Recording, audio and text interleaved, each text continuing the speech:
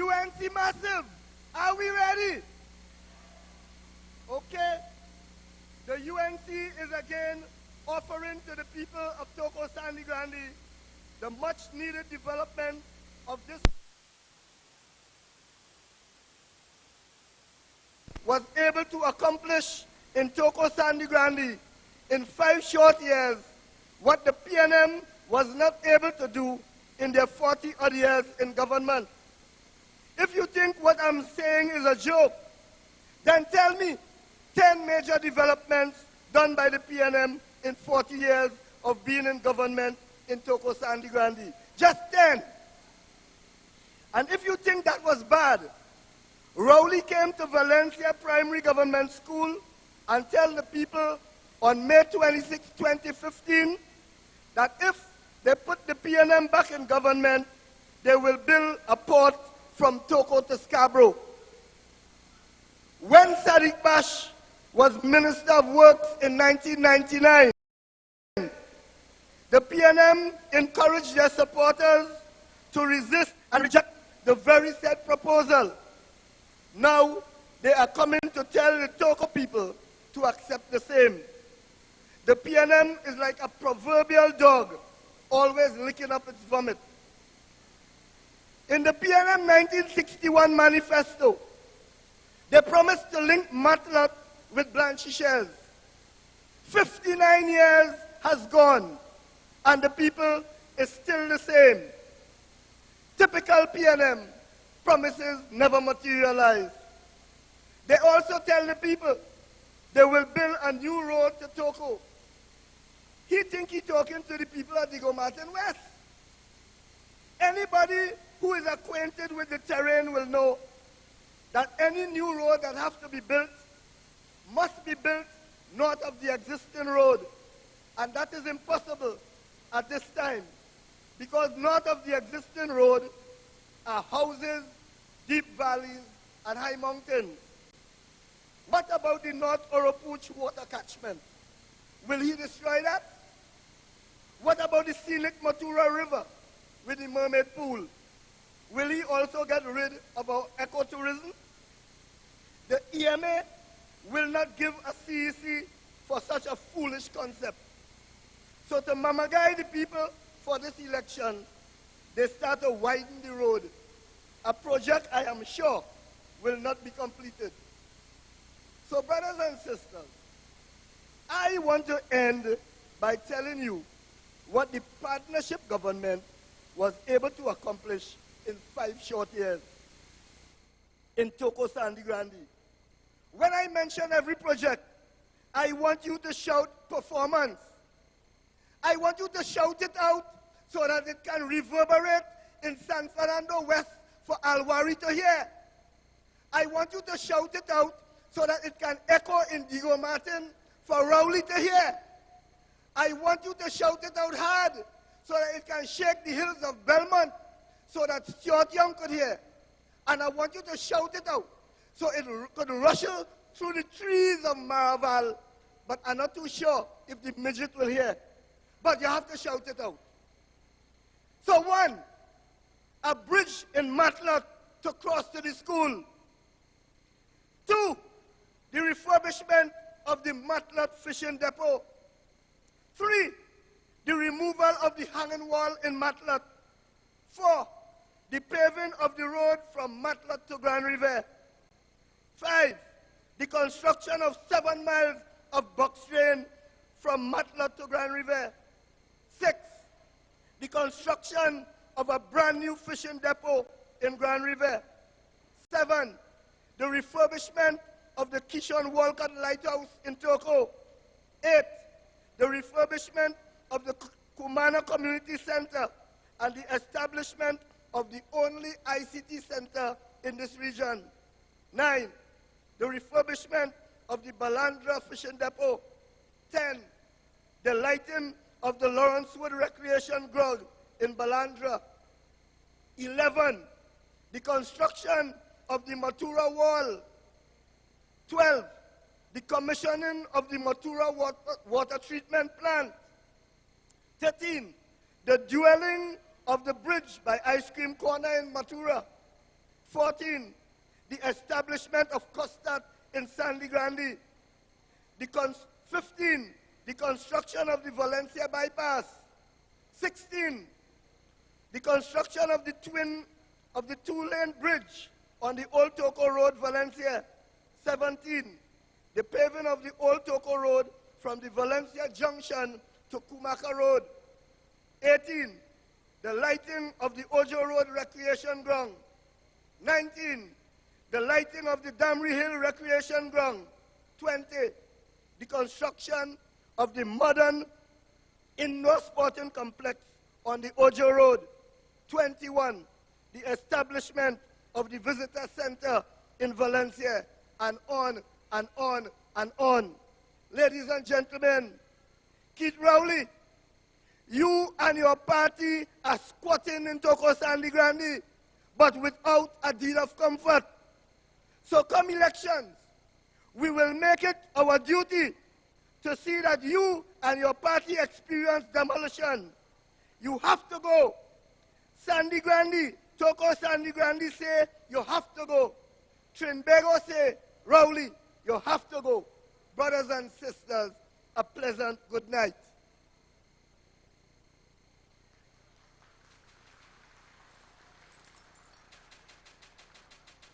And there is an announcement, TBN 1582, TBK 1811 needs vehicle removed as soon as possible. Thank you.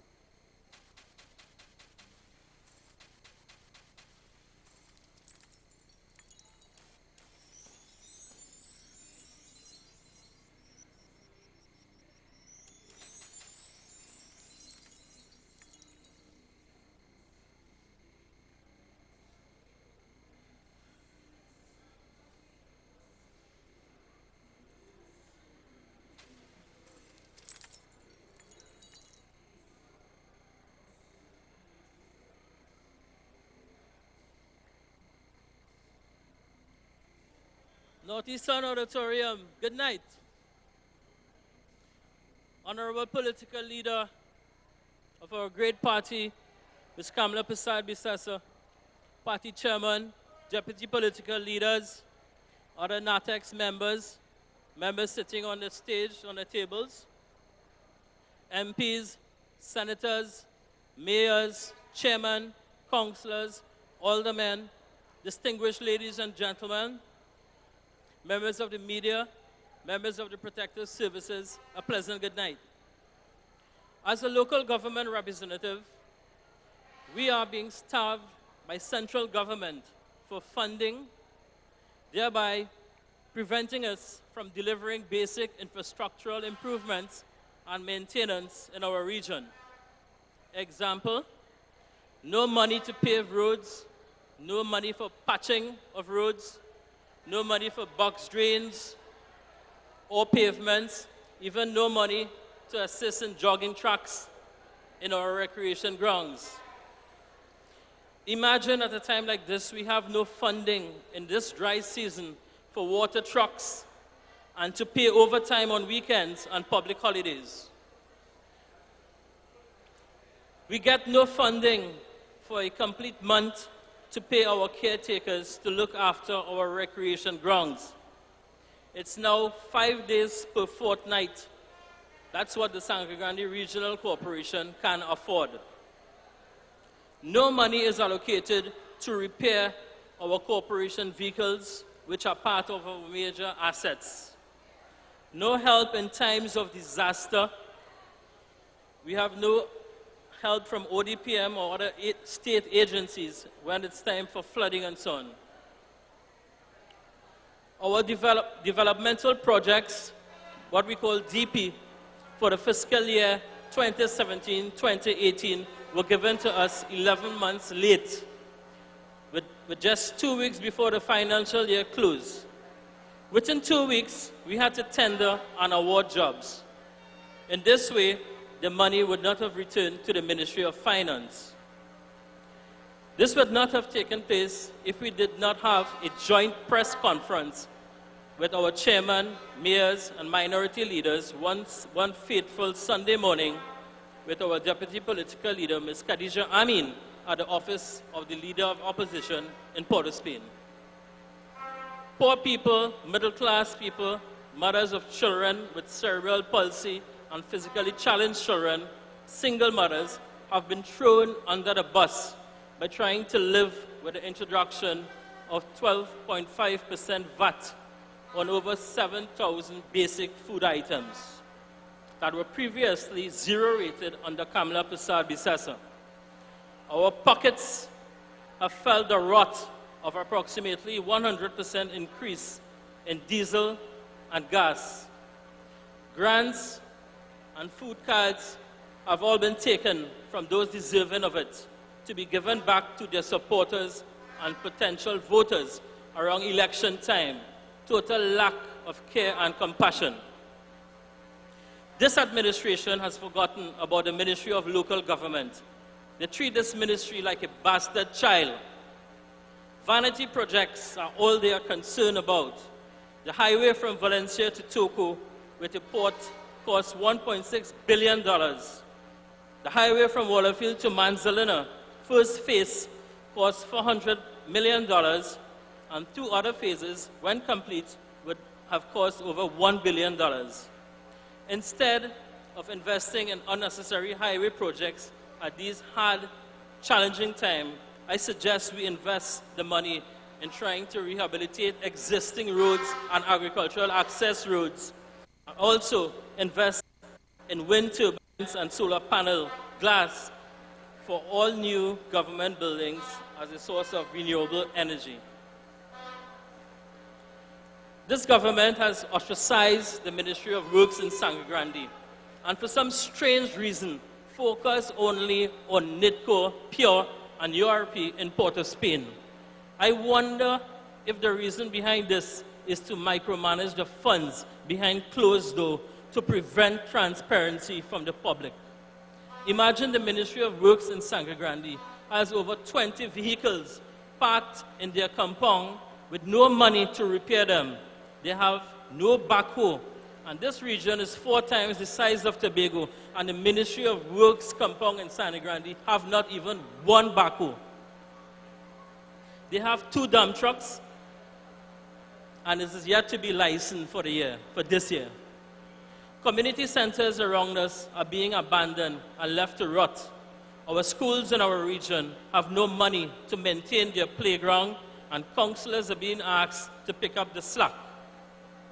In our policies, in our police in the Eastern Division headquarters, several department phone lines are down because of lack of payment. There are no proper working fax machines, no basic stationery for the officers, no ribbon for printers. Even after 18 years, the Matters police station is housed in a container.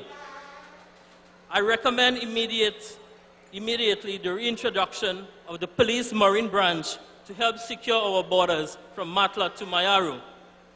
We need to diversify the region to curb the high unemployment rate. I recommend sport tourism, medical tourism, sea and sand tourism, nature trails, agriculture, and increase empowerment of the Predial Lassini squad. We need to assist the homeless people and house them in a more humane place so they can adequately live their lives and improve their lives in comfort. Ladies and gentlemen, for the sake of our future generations, our country, Trinidad and Tobago, let us all come together and unite to take our country back to a place of safety, sanctity, once more under the compassionate, caring, strong, stern leadership of Ms. Kamla Persad-Bissessar. I thank you very much.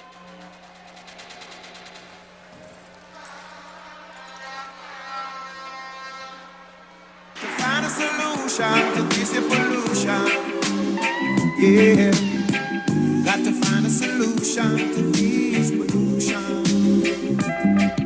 Oh, gotta find a solution to this pollution.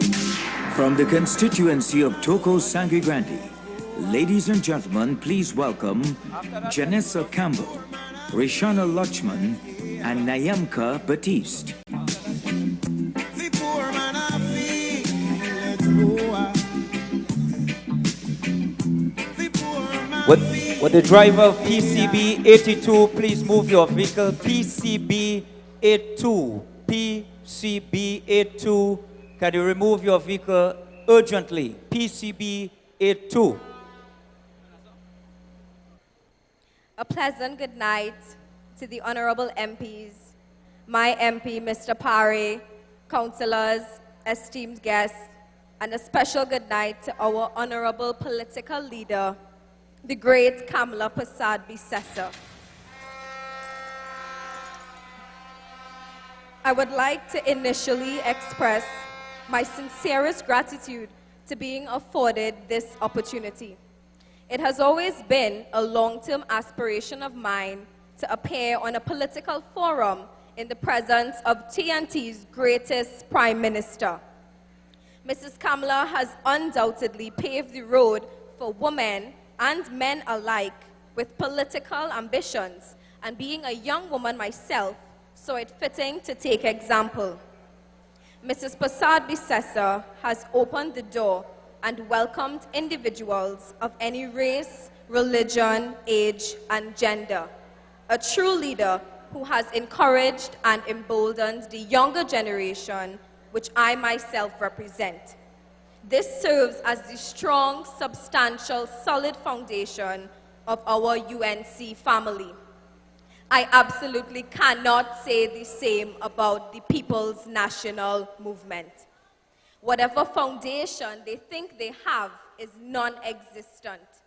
Their feeble structure is filled with hollow, baseless promises, fraudulency, and the highest levels of political corruption.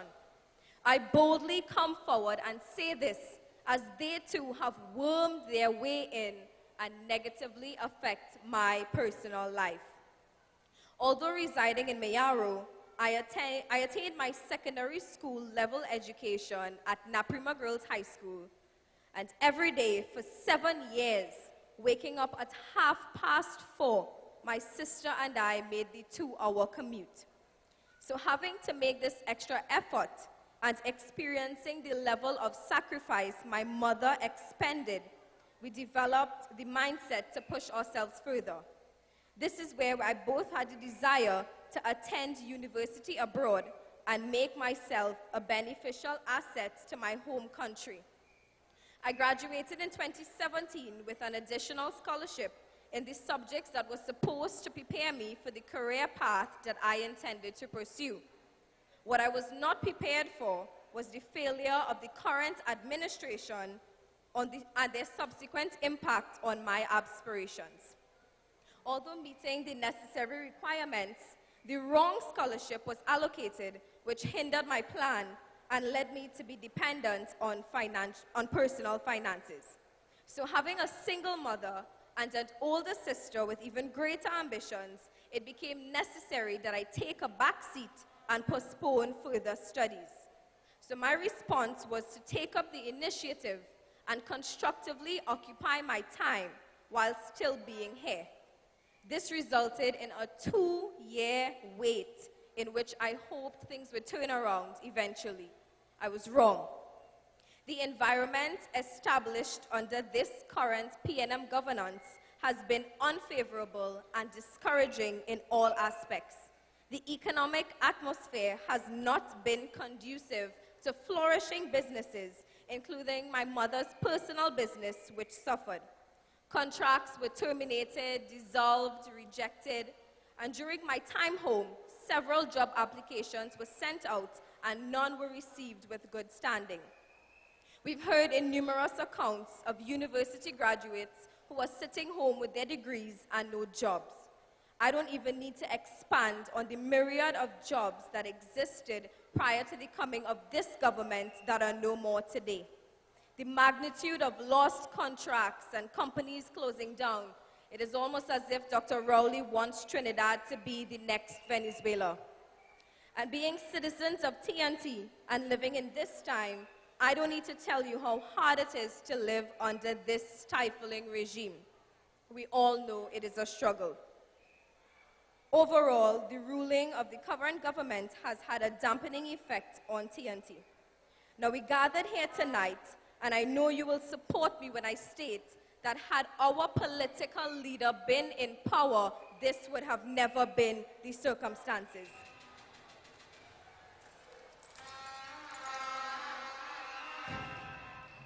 The plethora of contributions she has made, if I attempt to even give an account, we would be here long after Dr. Rowley comes out of office.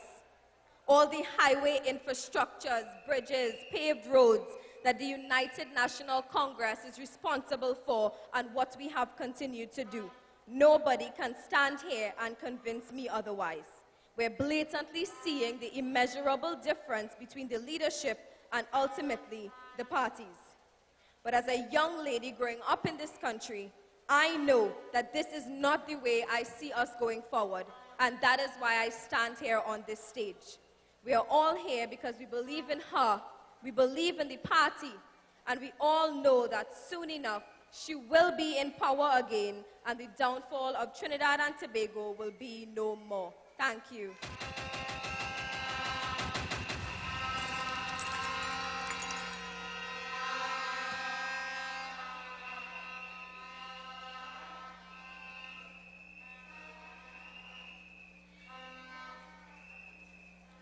Honorable political leader, Mrs. Kamala Persad-Bissessar, and all other UNC family.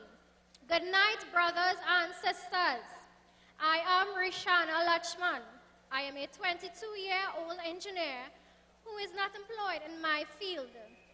As youths, we need an efficient education system in order to grow and develop so that we can contribute to our country. Since the current regime has assumed power, our education system has been in steep decline. Parents tell me, how many of you cannot pay to get your child into a preschool due to unfair competition? With the essay examination gone in April, how many of you grown adults can actually finish that mathematics paper in 75 minutes and score high marks? I am a private tutor. I know the struggle the students faced. There was a change in the syllabus without adequate time to prepare.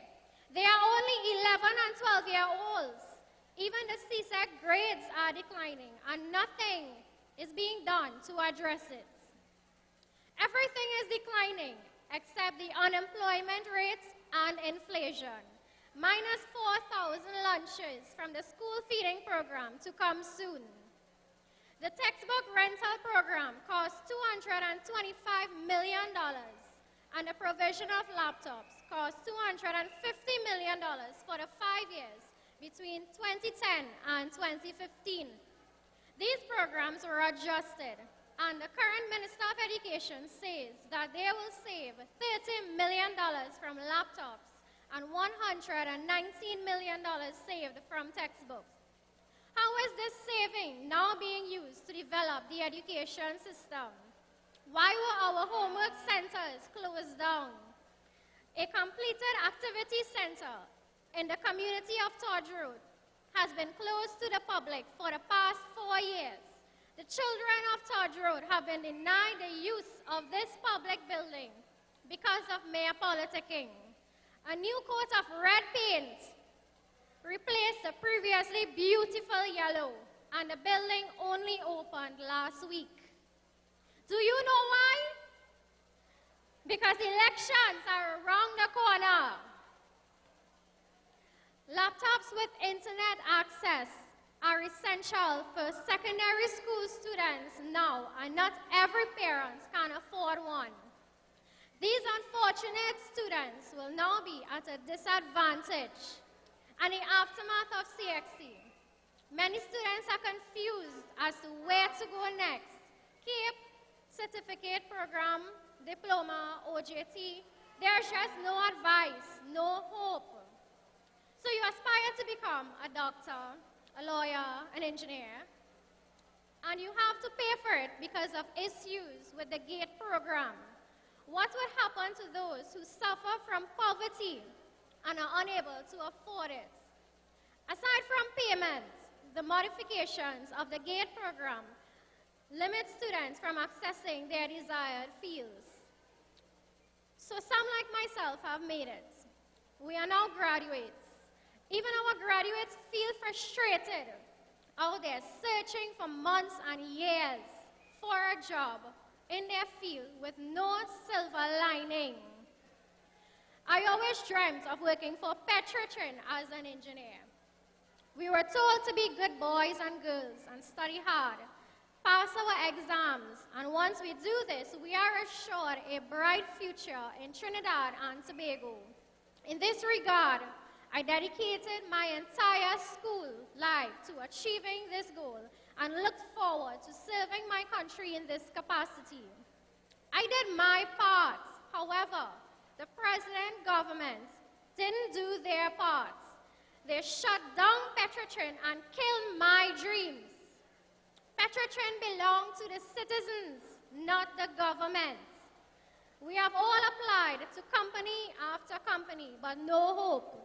Companies are not hiring, they are firing.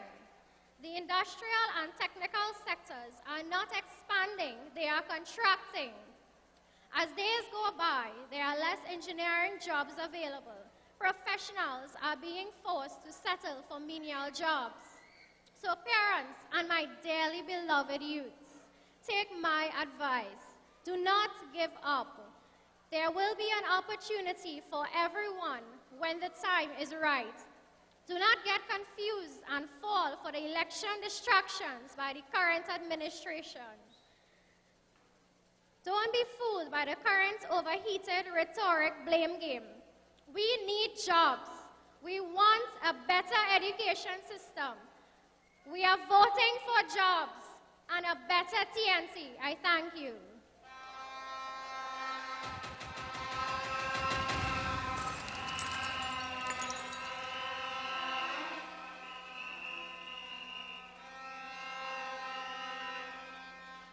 Honorable political leader, Ms. Kamala Persad-Bissessar, and all other UNC family. Good night, ladies and gentlemen. I am Nayamka Batiste, a 25-year-old unemployed engineer. Now, permit me to take you on a journey of a little girl about to do SCA.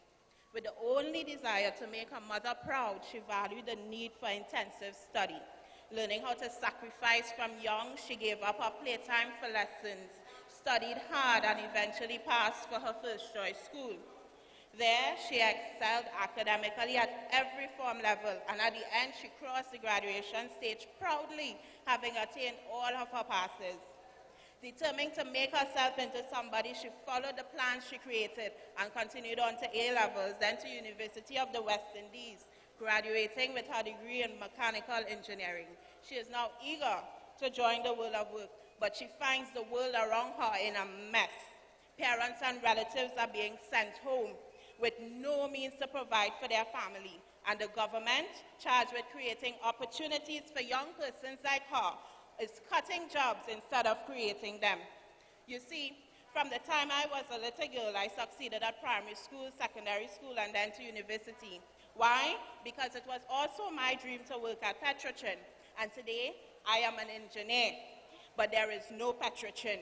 I kept the faith, but the government did not keep the faith with me. Today, there's no Petrotrin for me to work in. Even if I was thinking of going to Atlantic LNG Train 1, I can't, because their future is uncertain. The rate at which this Minister of Finance is going, very soon he might take away BP2. Today, we have a drastic amount of young adults with tertiary exposure, both at graduate and undergraduate level, who are in need of meaningful employment and good opportunities to use their talents and abilities. But what is being done for us? Nothing. After we put in the work, the late nights, long hours, and tears, what is being done for us by this current administration? What is the government doing to increase economic activity and economic opportunities in our country? Nothing. My peers and classmates who I have graduated with are either at home or not working in their field. We have engineers and other professionals doing labor or work, working as sales clerks or at menial jobs, a waste of good talent. Then there are those on 3 and 6 month contracts. How are they to effectively start meaningful and fulfilling life or acquire lifelong assets if they are unsure of what will happen 1 year down the road? According to the Central Statistical Office, in 2014, under the People's Partnership Government, the unemployment rate was at a record low of 3.1%. The last CSO report in 2017 indicated an increase to 4.4%, and that was after 2 years of this current administration terms in office. Since then, they have sent home approximately 55,000 more people. The unemployment rate is alarmingly increasing, and nothing is being done by this current government to address the situation. They are just sending more and more people home. So, ladies and gentlemen, I thank you. Janessa and Roshana and I may have come on different ships, but tonight we stand in the same boat. The boat of hopelessness, the boat of neglect, the boat of no opportunities, the boat of joblessness.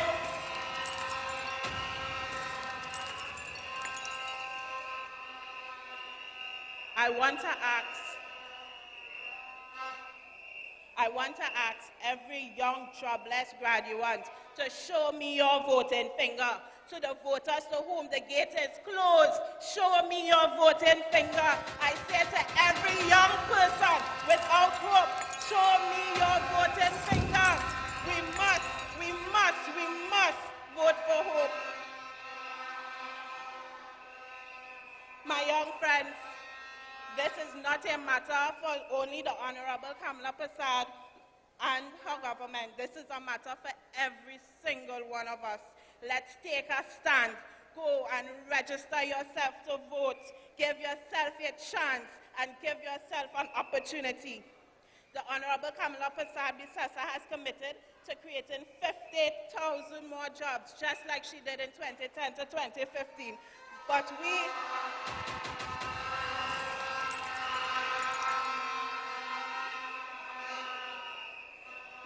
the youths have to do our part.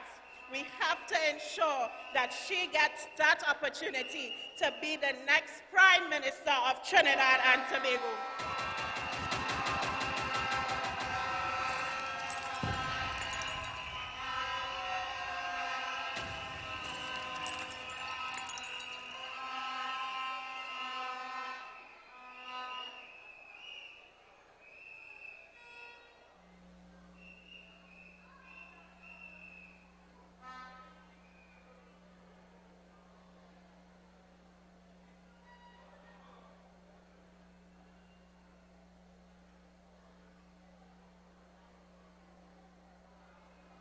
Ladies and gentlemen, please welcome to the podium Mr. Joseph Tony.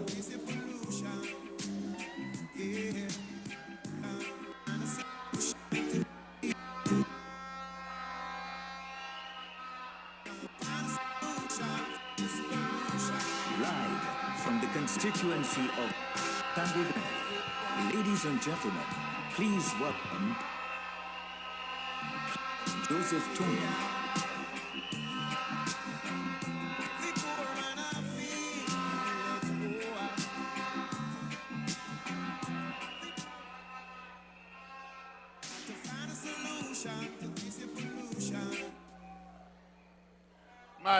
My dear colleagues at the head table, members of parliament, senators, Senator Mahabir, congratulations and welcome to Toko Sangre Grande, my brother.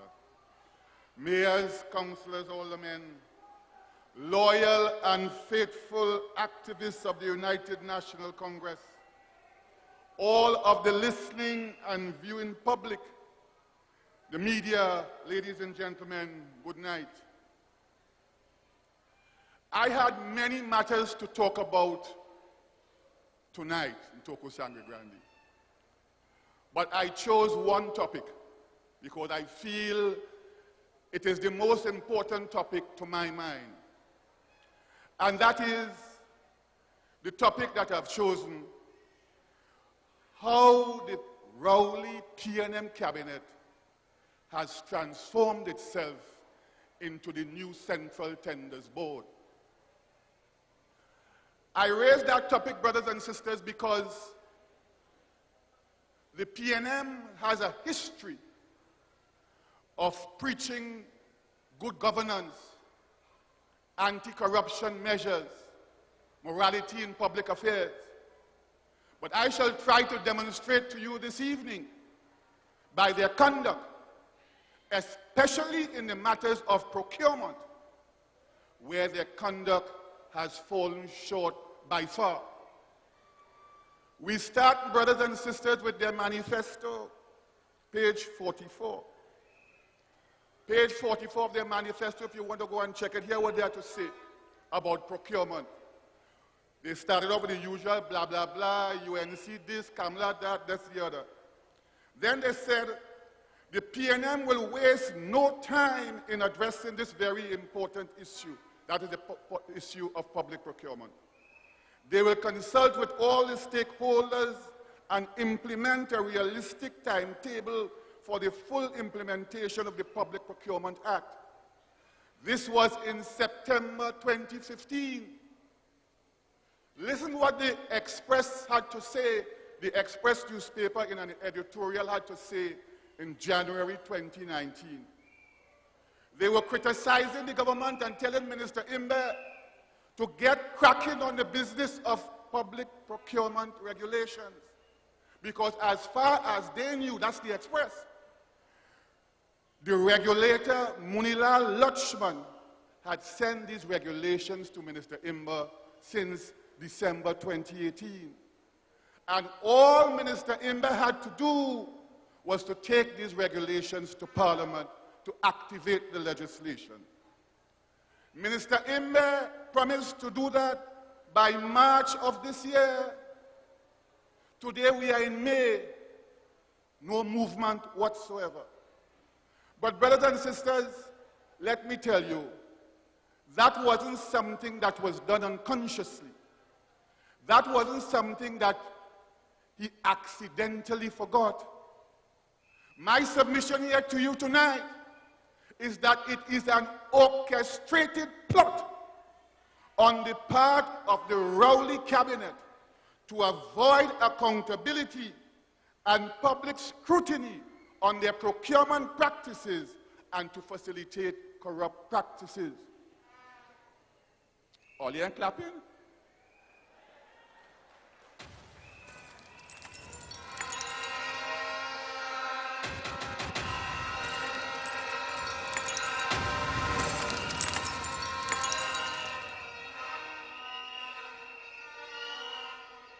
I want to go to the port. I spent a little time at the port. I want to go to the port. You remember the Superfast Galicia?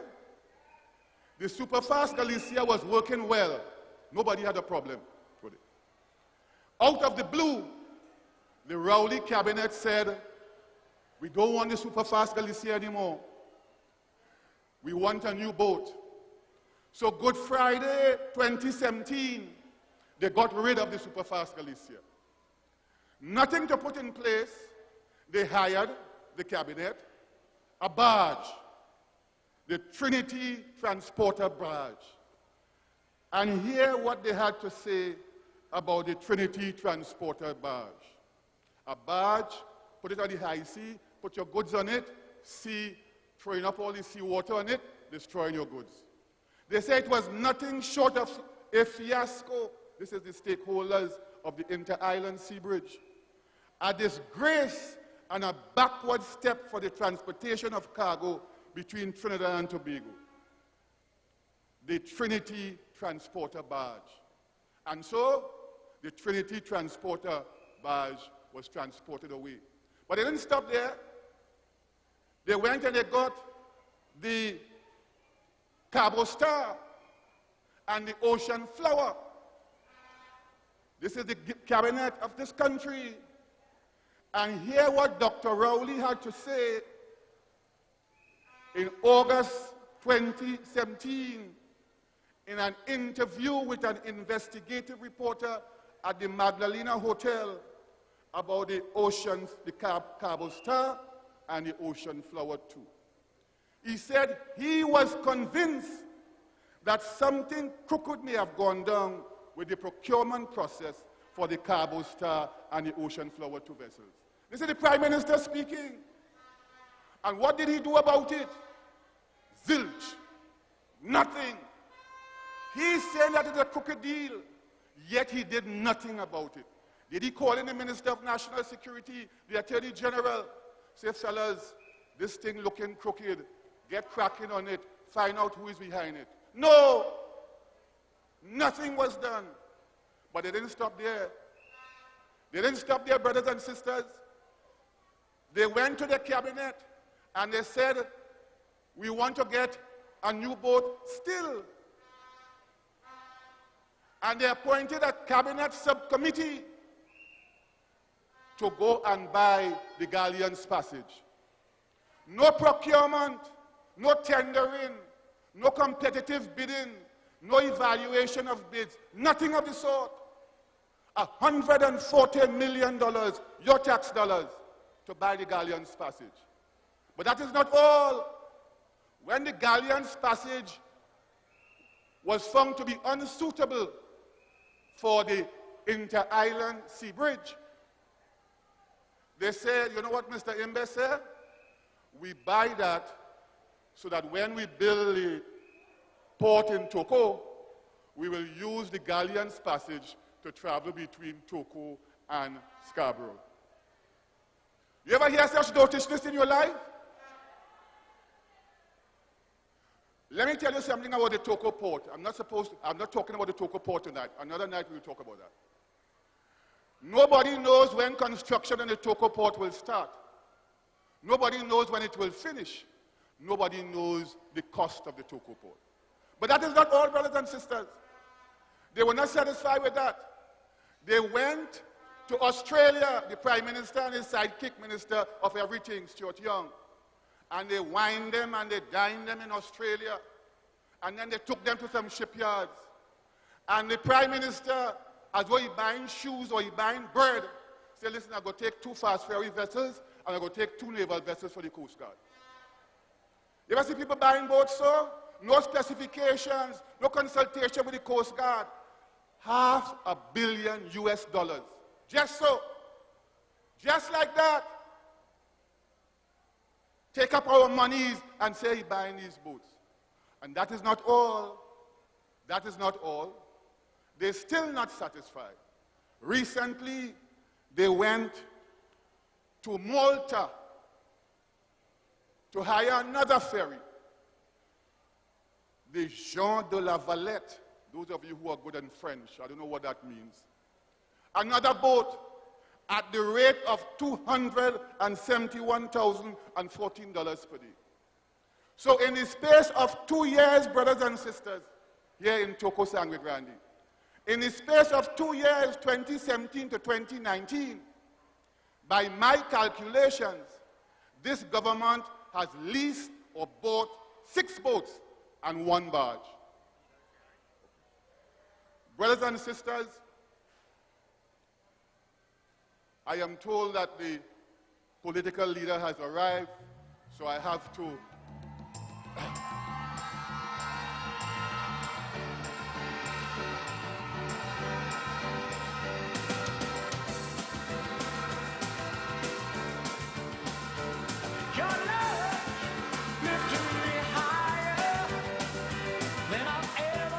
Ladies and gentlemen, we're getting ready for the bright and the illustrious political leader of the United National Congress. Yay!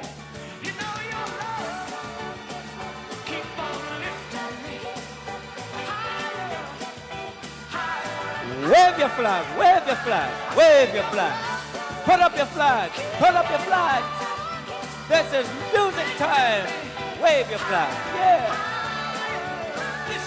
Now once I was downhearted. Disappointment was my closest friend. But then you Put up your flags. Welcome the brightest and the best, the political leader of the United National Congress. Let's get ready for fire. Yeah.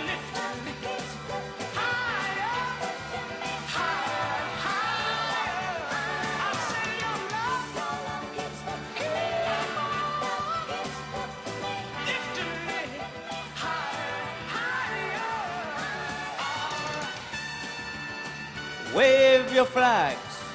This is the brightest moment in politics and the big night.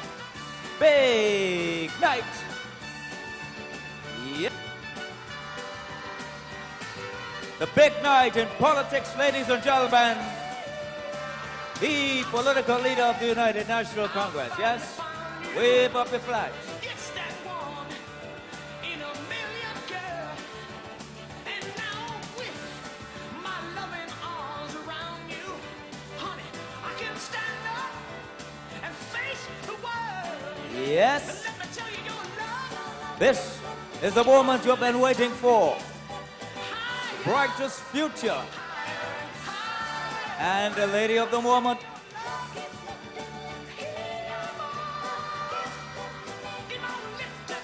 The brightest future and the lady of the moment. Toko Sandigrande. Let's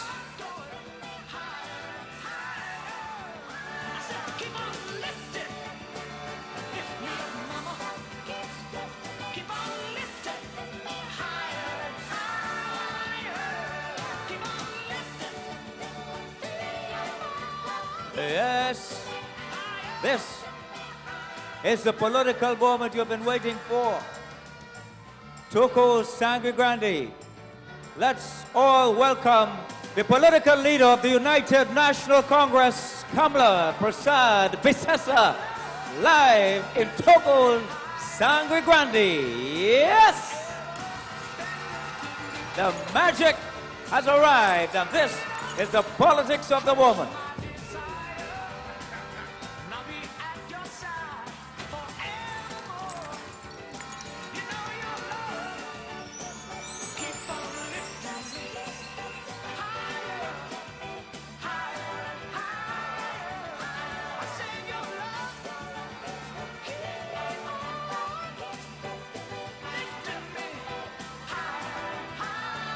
Ladies and gentlemen, this is the brightest moment in politics at the night for Toko Sandigrande. And we welcome the political leader of the United National Congress, Kamala Prasad Bisesa, Senior Counsel, and the next Prime Minister, Trinidad and Tobago, yeah? Woo. This is magic, right here in Toko Sandigrande. This is the Monday Night Forum in living color, yeah.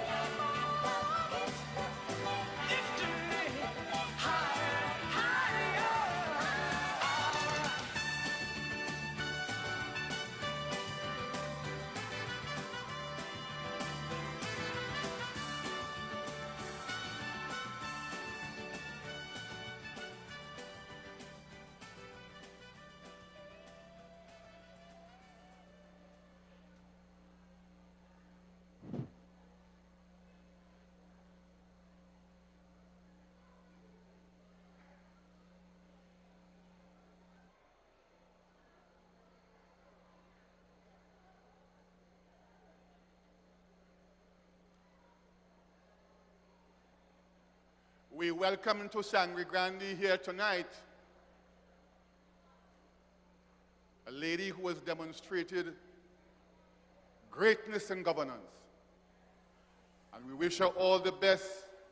And I say to you tonight, Mrs. Kamala Prasad Bisesa, that we shall be working very, very hard to ensure that you become, after the general elections of 2020, the next Prime Minister of Trinidad and Tobago.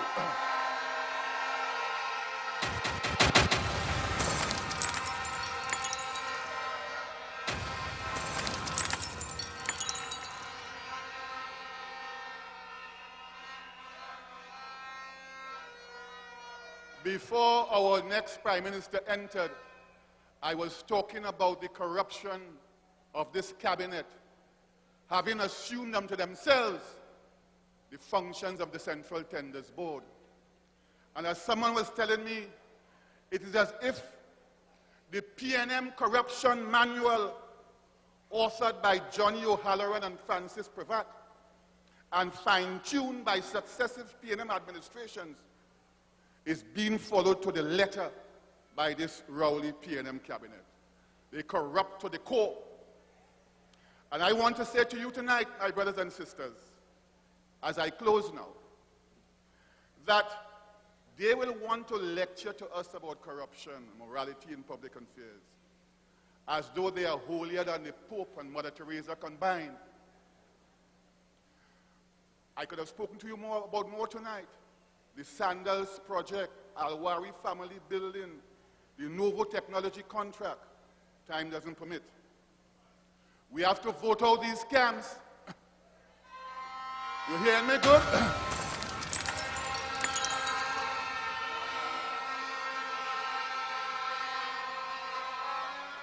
We have to ensure that they do not get a second term.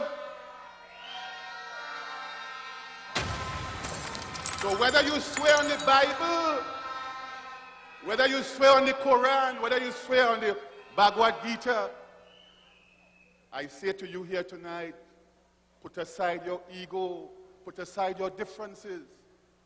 Let us hold hands. Next local government election, next general elections, and vote the UNC back into government in Trinidad and Tobago. I thank you. Have a good night.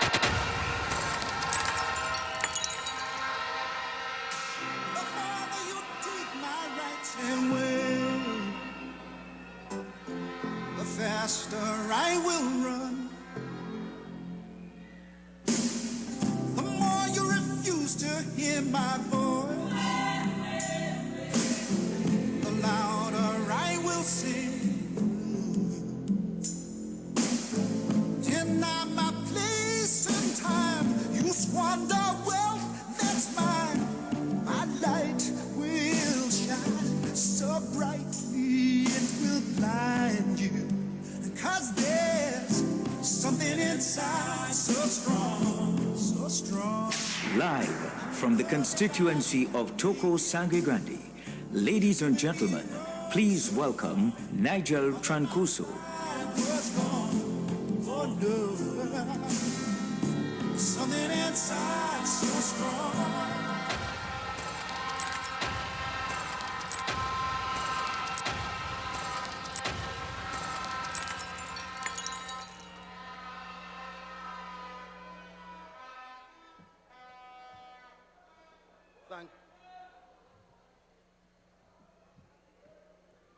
Thank you, Chairman. Political leader, the Honorable Dr. Kamla Prasad Bisesa, Senior Counsel, Dr. Bisesa, members of Parliament, senators, chairmen, councillors, constituents of Toko Sangre Grande, and other distinguished guests, members of the media, and the UNC family, I say good night.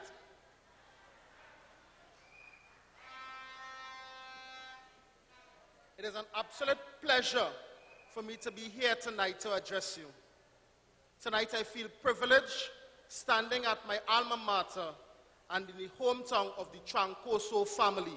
So again, I say good night, Sangre Grande. To everyone in the audience, those watching on television, those listening on the radio, I want you to know that I am one of you. I was born homeless to a 15-year-old mother, and I grew up in a squatting area, and we had to tote water and bathe by the standpipe. I used latrine, and I lived in a board house. I was fortunate, and I thank God for putting the right people in my life who guided me.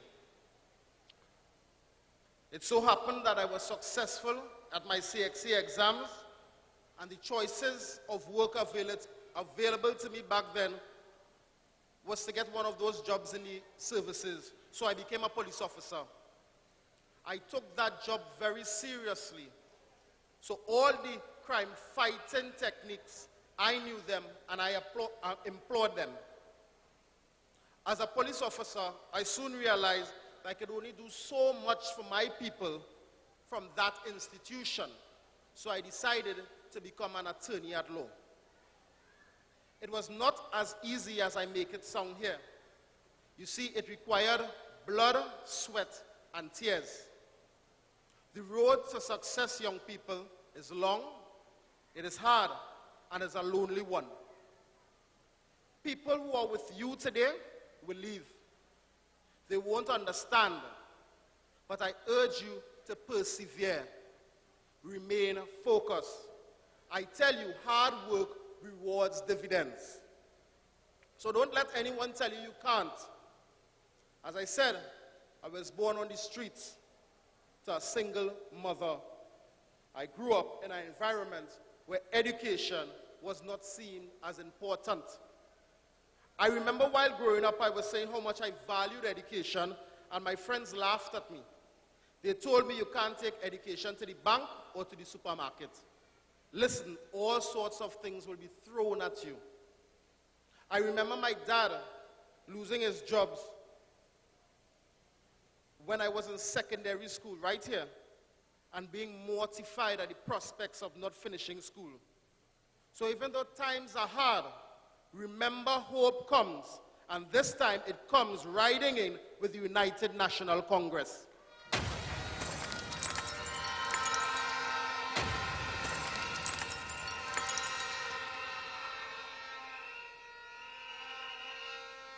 So now I'm an attorney, and sometimes I ply my trade right here at the Sangre Grande Magistrate Court. So I understand the problems in the court system right here in Sangre Grande. But to further help my people, I became heavily involved in politics. And I chose the UNC because of its mandate and because of its philosophy.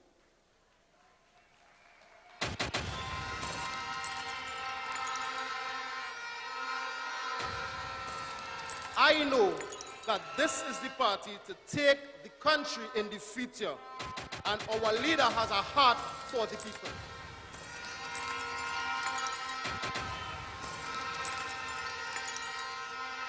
So when I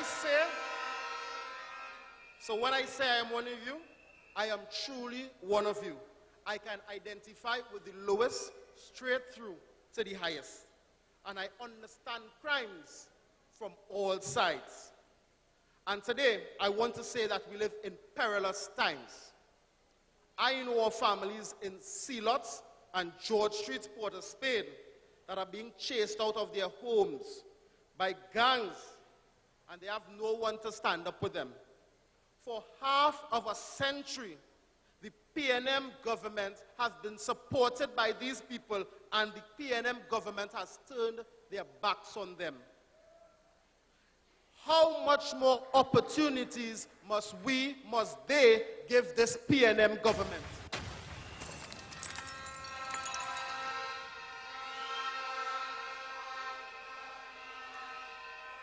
Well, tonight, I say enough is enough. To my brothers and sisters in East Port of Spain, I invite you to become part of the United National Congress One Corridor movement.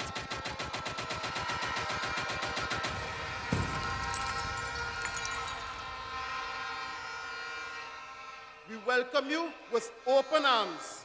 In the UNC, we love everybody. We are only against Rowley and his elitist group who have taken your votes and turned their backs on you. So Port of Spain East, I want you to show me your finger. Vote for your best interest. Vote for the UNC.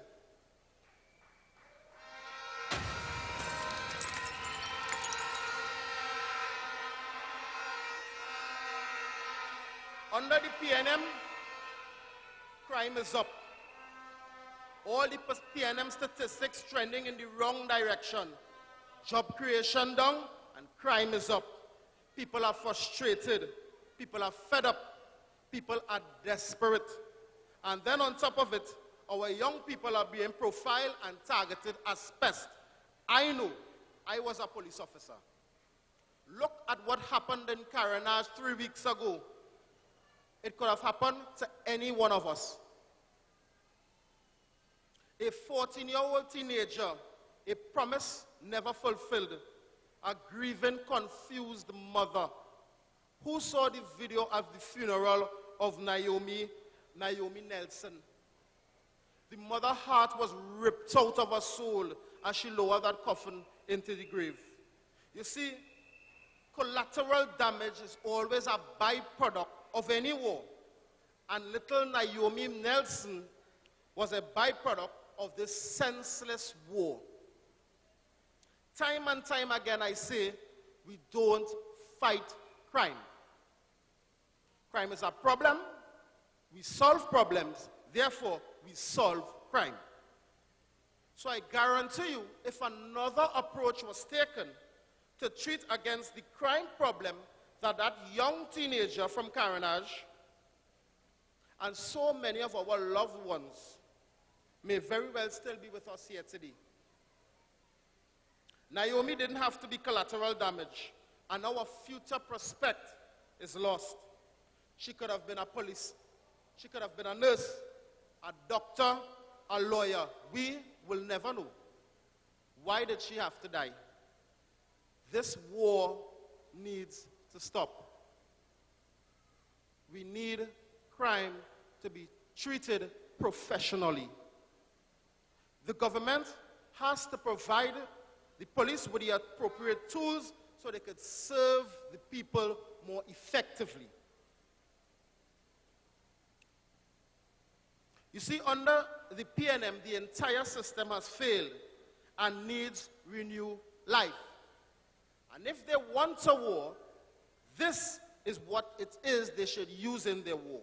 Jobs, modern education systems, better social programs, proper health care, appropriate legislation, strong institutions, and a better judicial system. This is what our political leader used during the 2010-2015 regime, and that is why tonight I stand with Dr. Kamala Prasad Bisesa.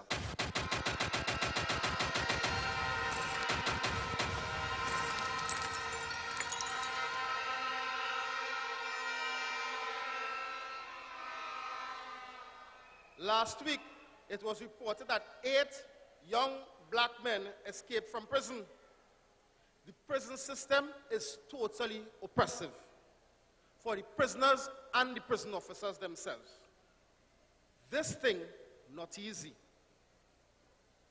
When someone is arrested in this country for a capital matter, 10 years of their life is already gone. So our sons, our daughters, our brothers, our sisters, aunts, mothers, uncles, and fathers, just in jail, waiting for a decision from the court.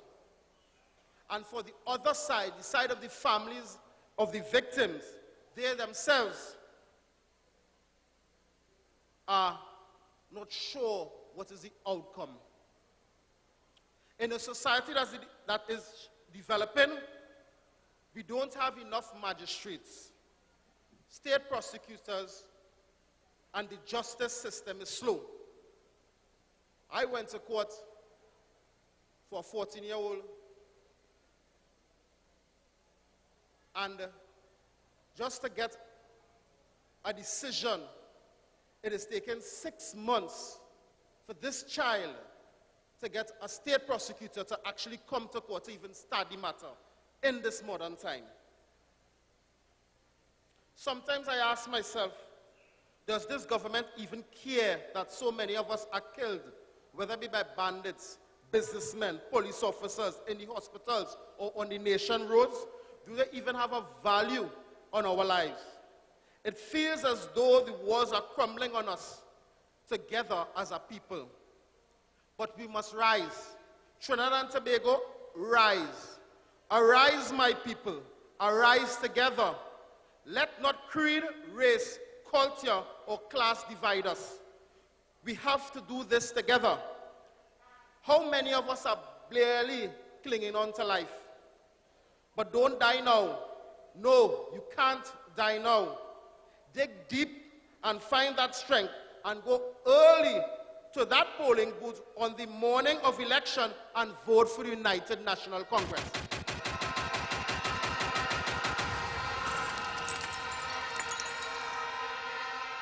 I urge you to vote for life, to vote for change. Vote for a leader that has the heart of compassion. Vote for the United National Congress. I thank you.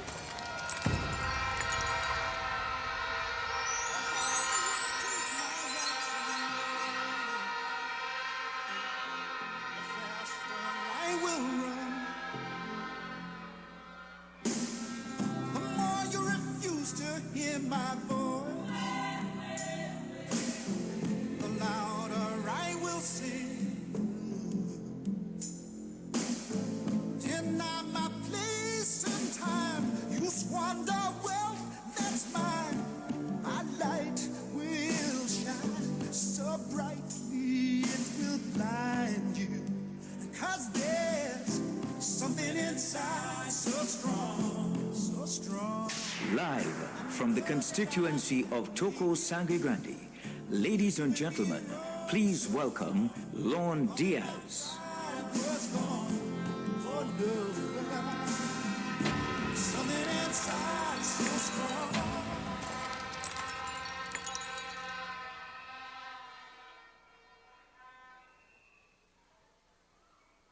The Honorable Political Leader, Ms. Kamala Prasad Bissessa, Dr. Bissessa, fellow presenters, members of Parliament, senators, members of the media, ladies and gentlemen.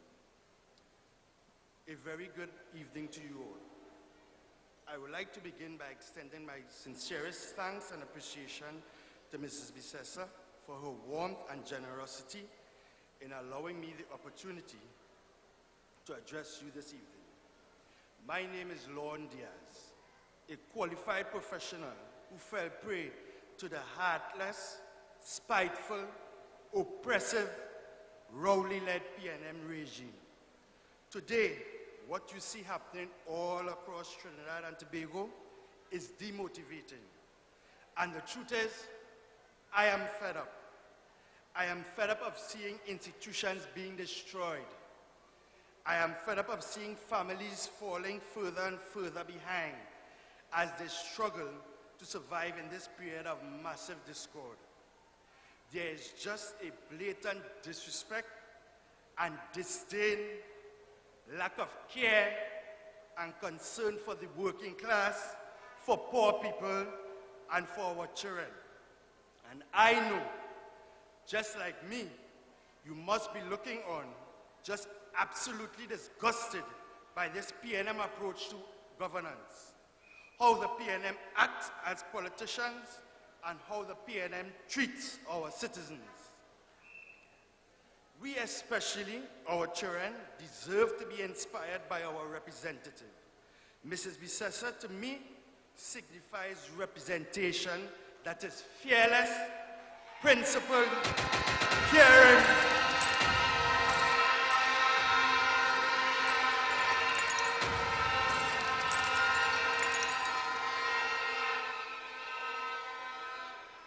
with a genuine desire to protect the rights of all law-abiding citizens of Trinidad and Tobago. Mrs. Bissessa's concern for the youth, the poor, and the elderly cannot be matched. In just 5 years, she was able to increase the minimum wage from $9 to $15 per hour, build 83 new primary schools and 83 early childhood centers, give laptops to all secondary school children, create the Children's Life Fund to ensure that children living with life-threatening medical conditions can access funding and medical care, deliver the long-denied Scarborough General Hospital, and develop the 240-bed San Fernando Teaching Hospital, increase the senior pension from $1,950 in 2010 to $3,500 in 2014.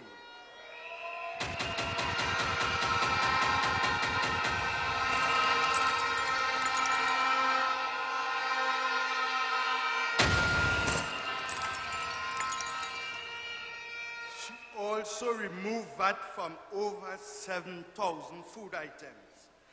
Just a few weeks ago, Mrs. Bissessa moved 63 amendments to the Civil Asset Recovery and Management and Unexplained Well Bill single-handedly in one day. That is true representation.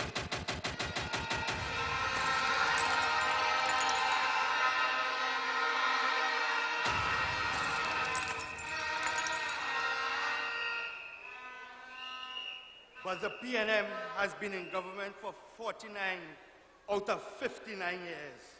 49 years in government. And what does Lavantil, Port of Spain, Diego Martin, San Fernando, Arima have to show for it?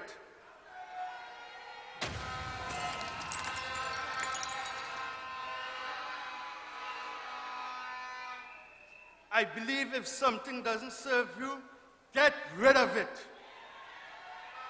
It's time.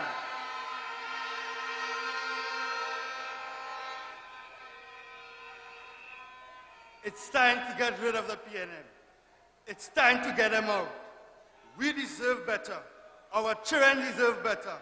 Our children deserve better.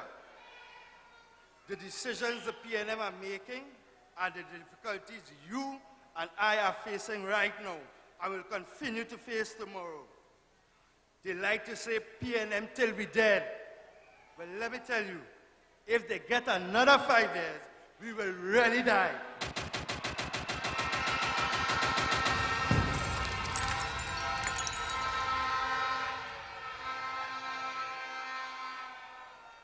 They like to say we red and ready. Red and ready for what? Red and ready to do what? And red and ready for whom? Let me tell you, they're red and ready to help rich people get richer. They're red and ready to make us poor, hard-working, law-abiding citizens suffer and get poorer. They're red and ready to take our jobs, our homes, our dignity. They're red and ready to leave us behind while they live their best lives. Today, I say to you, especially the youth of Trinidad and Tobago, the voices, the issues facing our country demand attention. Our attention, our input, our ability to get involved, no to change, no. This very moment in time is filled with greater opportunity than ever before. This is what makes us so important. I encourage all young people to take full advantage of this opportunity to create change. Talk to your friends, families, get involved. Keep your eyes, ears, and hearts open and speak out for what you think is right. I am here today to say that we cannot continue to play by the rules of this toxic environment created by the PNM. There have been countless citizens, every walk of life, who have peacefully stood in front of the Parliament begging for the PNM to please hear their cries for assistance. Answer this question. Has the PNM done anything? Nationwide hardship just continues to rise. Brothers and sisters, I'm not about to beg the PNM government to care for our future. The PNM has ignored us for 49 years, and the PNM will continue to ignore us. They have shown us who they are, and I believe them. So we will not ask the PNM for anything. Instead, I ask you to start treating this as a crisis. I ask you to realize that the PNM has failed us. I ask you to choose your family's future. I ask you that when the time comes, vote PNM out.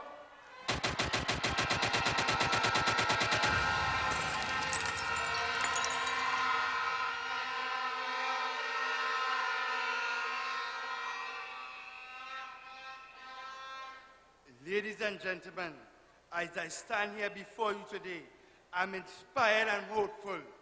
My hope for our future is Ms. Bissessa, because you know why better is always possible. I am proud to reaffirm my support for Mrs. Bissessa and what she and her party represents. Mrs. Bissessa, I thank you for being the compassionate, fearless leader that you are, and I stand with you. Thank you.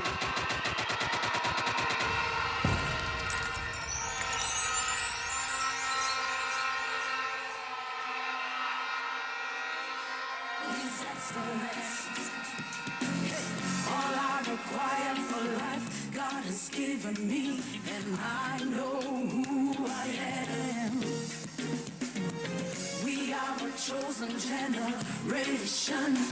We've been called for to show His excellence. All I require for life, God has given me, for I know who I am. I know who God says I am, what He says I am, where He says I'm at. Live from the constituency of Toko Sangre Grande, ladies and gentlemen, please welcome Alison Holder Clement. I know who I am. I know who God says I am, what He says I am, where He says I'm at. I know who I am, who God says I am.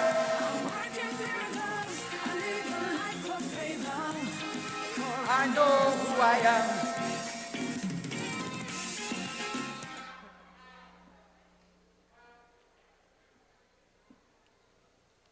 To the Honorable Leader of the UNC, Mrs. Kamala Persad-Bissessar, Members of Parliament, Senators, good evening to the great people of Toko, Sangre Grande, and environs.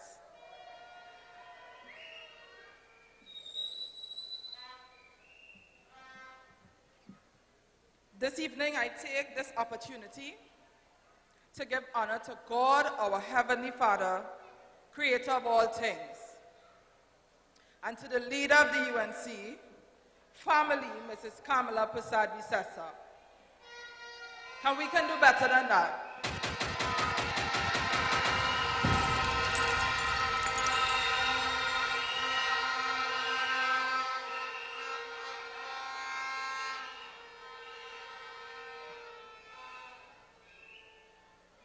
Approximately 8 years ago, we made an assignation with destiny when we selected Mrs. Persad-Bissessar as our Prime Minister.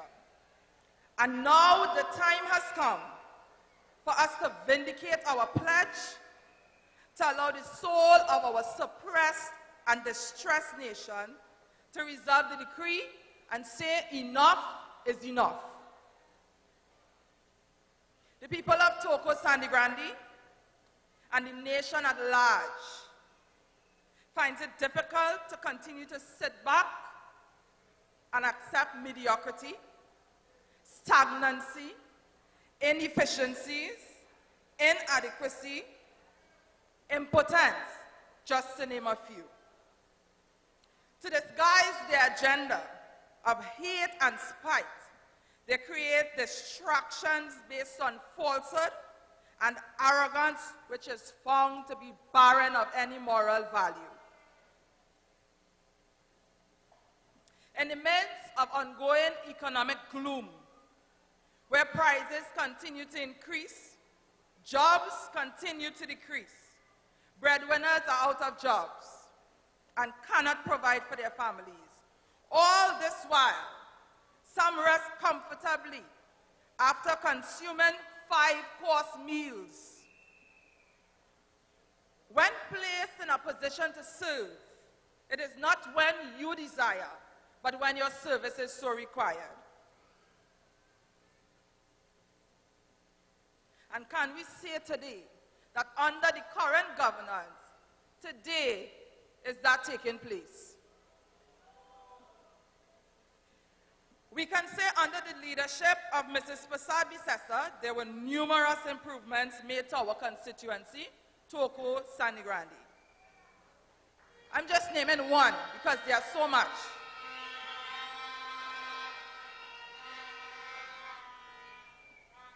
My fellow constituencies and my fellow colleagues named the rest. So I'm naming one, and that's the Valencia Bypass Road, which eliminated the traffic which we had to endure for years.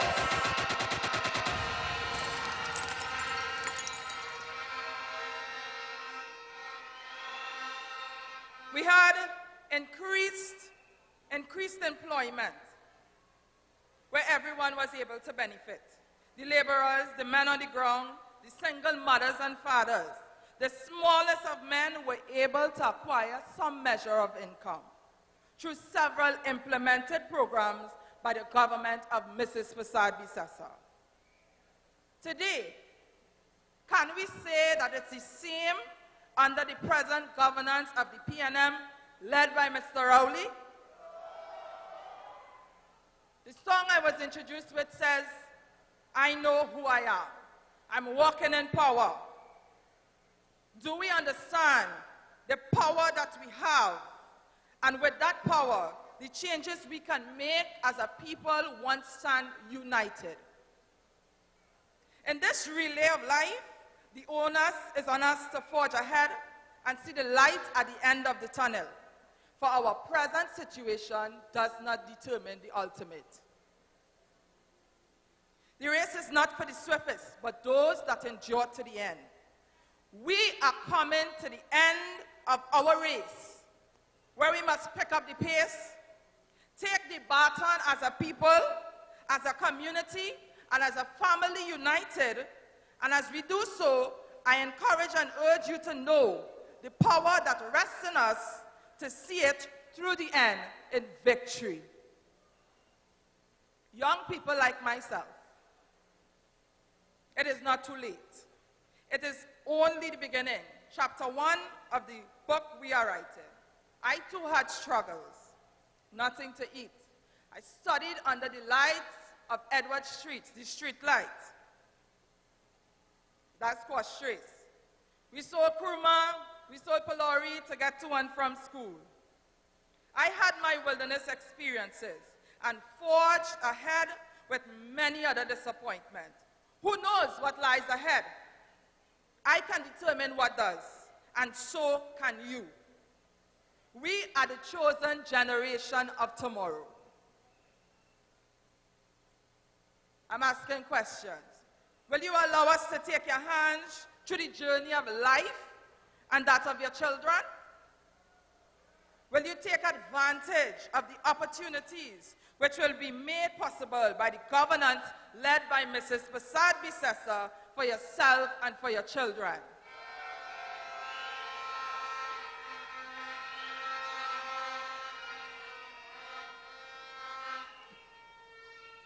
The question continues, will you remain in a state of poverty and continue to worry about the next meal?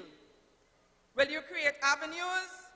Build that life where you are able to support your parents when they can no longer go on. Ensure your children graduate from university. They have done their part, and it is the decision that we make today that will determine our tomorrow. We fall 7 times, we get back up 8. To the parents and to the elderlies who build that foundation for us to build and tread upon. Nothing lasts forever, and in all doings, errors are made. But contingency plans are formed. They must be formed. And today, the opportunity presents itself to you, the elderlies and parents, to understand the time at hand and the season in which we are now, to allow the fair opportunity to your children and the generation to come to be afforded the opportunities that were not available to you, and put that contingency plan into effect. Whilst there may be the appearance of tumor in the body, it is not malignant but benign. We have found that machinery to reveal and remove all tumor cells, not with chemotherapy to affect good ones in the process, but to remove without destroying others. When given the opportunity to serve again, the UNC family, led by Mrs. Kamala Prasad Bisesa, we have in place extensive programs to rehabilitate the minds and psyche of the broken and faint-hearted, yet to rebuild the morals and help to rebuild society whose spirit has been tested by the current circumstances. Many are called, but few are chosen.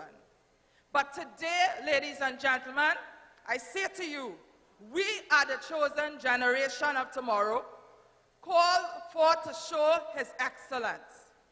All we require in life, God has given us. We know who we are.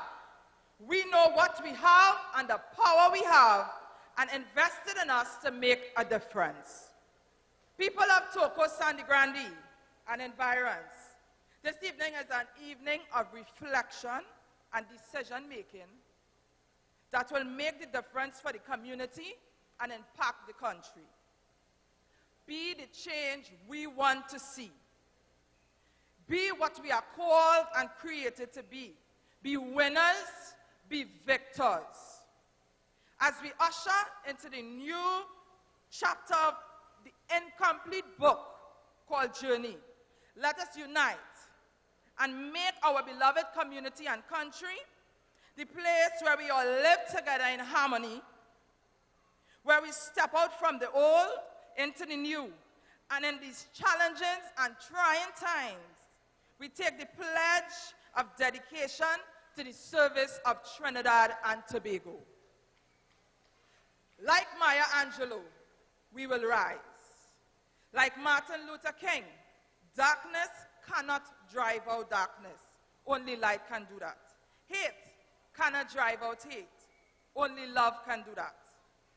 And with victory, we will say, free at last, free at last. Thank God Almighty, we are free at last.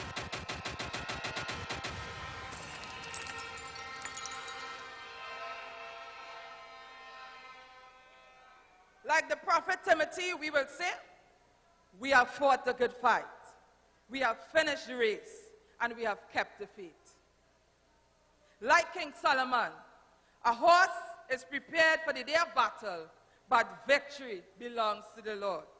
And with these few words, I will conclude and say to the people of Toko, Sandy Grande, and environs, God bless you, and I assure you tonight that weeping may endure for a night, but joy comes in the morning.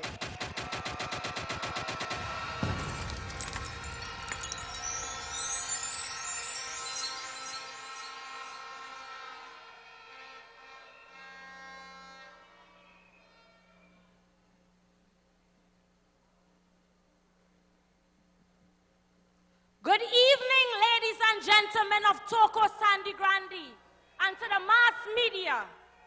This evening, I am elated to have been granted the privilege of introducing a person who is special to everyone gathered in this here platform. A woman who, by her many accomplishments, have paved the way for thousands of young people in this country. This individual is a very devoted, compassionate, selfless, empathetic, nurturing, loving, well-achieved history maker, a strong and fierce leader that only desires the best for her country and its people, without biases towards creed, color, or race. She is the only leader we can say ever had the people of the nation at the front burner on her agenda and at heart. The only leader who has acted without forsaking, but always thinking about the future of Trinidad and Tobago. This individual went into office as Trinidad and Tobago's 7th and first ever female Prime Minister. Not once has she lost compassion for humanity, still seeking the best interests of her country and its people. Battered but never surrendered, willing to regain her rightful position as the political leader and future leader of the government. Ladies and gentlemen, please stand as I now formally introduce to you Senior Counsel, Leader of the Opposition, our political leader, and soon destined to be Trinidad and Tobago's 2020 second female Prime Minister, the Honorable Kamala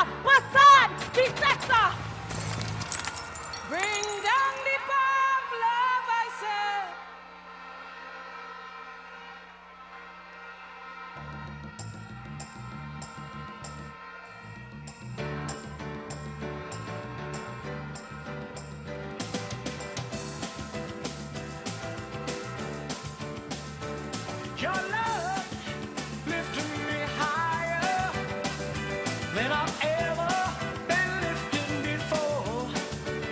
So keep it up, quench my desire, and I'll be at your side forevermore. You know your love keep on lifting me higher, higher and higher. I said your love keep on lifting me higher and higher.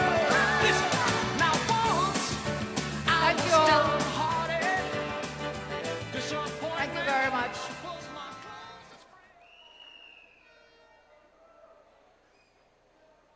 Wow. You know, in the meetings, I say, bring down the power.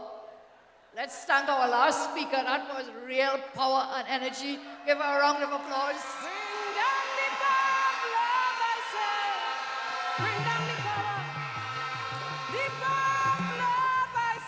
So good evening, UNC family. Good evening to all of you. MPs, senators, executives. A special welcome tonight to former mayor of Arima, Mr. Youssef. Please give him a round of applause. The powerful team who is with us on the platform tonight, I thank them. I heard all the speeches, fully energized, coming up and here. So I want to thank you all here. Toko Sangre Grande. Anybody from Toko Sangre Grande here this evening? You know,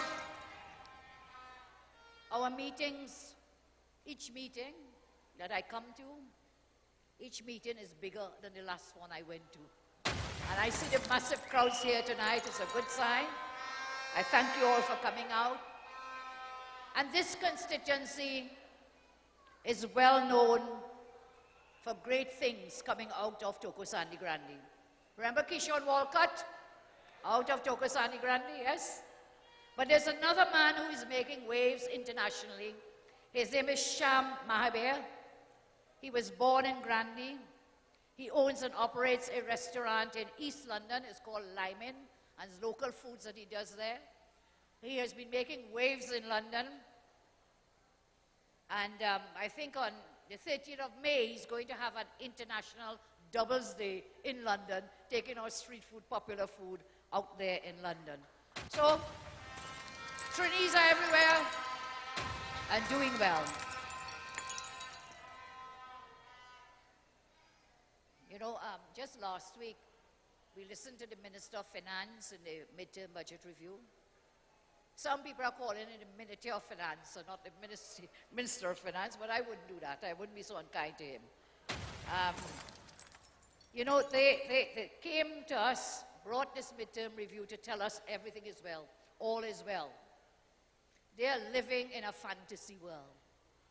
Because I will ask you some questions, and which I asked in the Parliament as well. I'll ask you and you can answer me.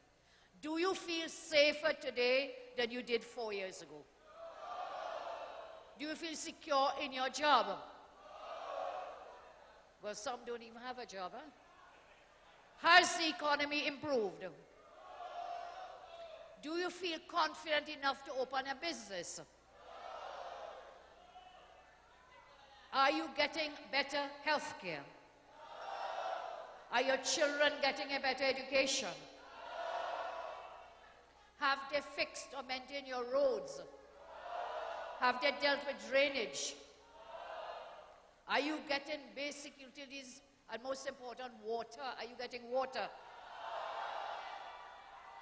Above all, in the fourth year of this Rowley government, has your quality of life improved? I listened to the young speakers as I was coming, and I listened to these when I was here. And what you get is a sense of hopelessness that is pervading our country now. The sense of fear. And that there is, what do you look forward to? 3 young engineers, brilliant young women. It pained me when I was coming listening to them that they can't get a job. It pained me You go to school, children, go to school and learn well. Isn't that what we were told? Go to school and learn well. And here we have our young, brilliant people cannot get a job. Then we have more brilliant people here. I know, Lorne, you have told us your story. Lorne, too. Qualified, hardworking. What did they do to him? Take away his job. Take away his job. Every speaker here tonight spoke of the suffering that is taking place in our country. And they go to the parliament, and outside the parliament, what do they say? Don't worry, turn around, everything is fine, not to worry. And they will not bring one plan, one program, one policy to tell you how they will create jobs. Not one. Because that, to me, apart from the spiraling crime, to me the greatest downfall of any person is not to have a job. Can you imagine a father who has to go home in the evening, face his family, his wife and his children, and he doesn't have a pay packet? He doesn't know where the next plate of food is coming from to feed his family. There are thousands of families like that here in Trinidad, but they don't care. Everything is fine. Turn around. Imber told us he could see clearly the rain is gone. Uptick, the economy is booming. They are living in a lala fantasy land. They do not go to the ground. But all they care about is friends. I tell you the 4 F's. Friends, family, financiers. And number 4 is who? Faris. But tonight I want to add another one. Is the 4 F's and the Y. And the Y is the young man. The minister of everything and the minister of nothing. I want to add him to the list.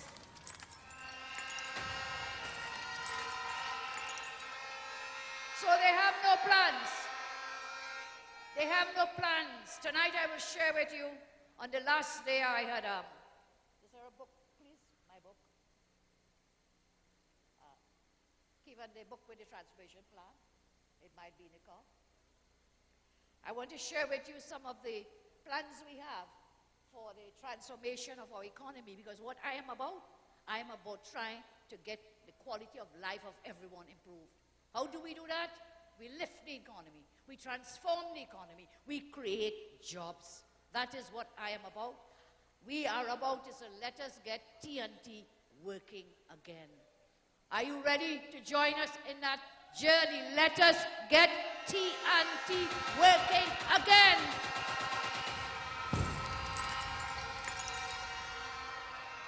And so, this is their 4th year in office. Not a plan. They are a government of announcements. Announcements. I heard Joe Tony tell us tonight. They buy a boat before they build the port. And when they buy the boat, they told us the boat was for the port from Toco to ferry people across the Tobago back and forth. But what you do? Wrong side, upside down, reverse gear. They buy the boat. Now they come in to tell you they're building port in Toco. I want to tell you tonight, if any port is to be built in Toco, it will be under the watch of a UNC government.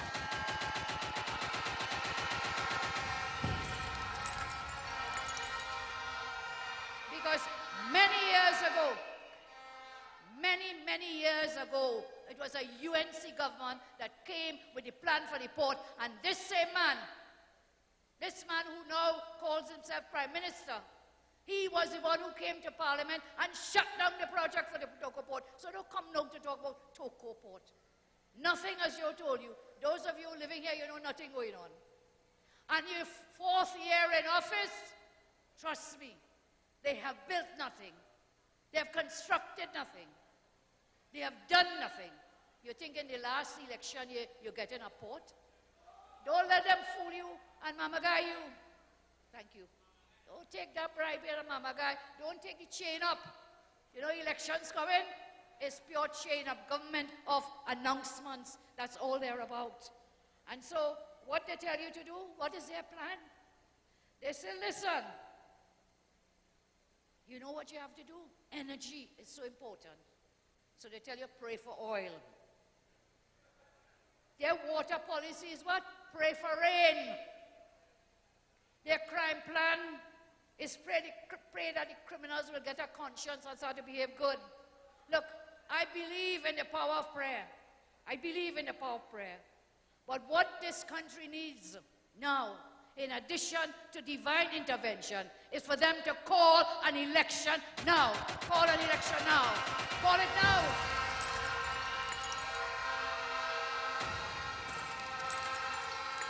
And so join. I believe in prayer. So let us pray together, and let us pray for this Rowley government to go and to go now.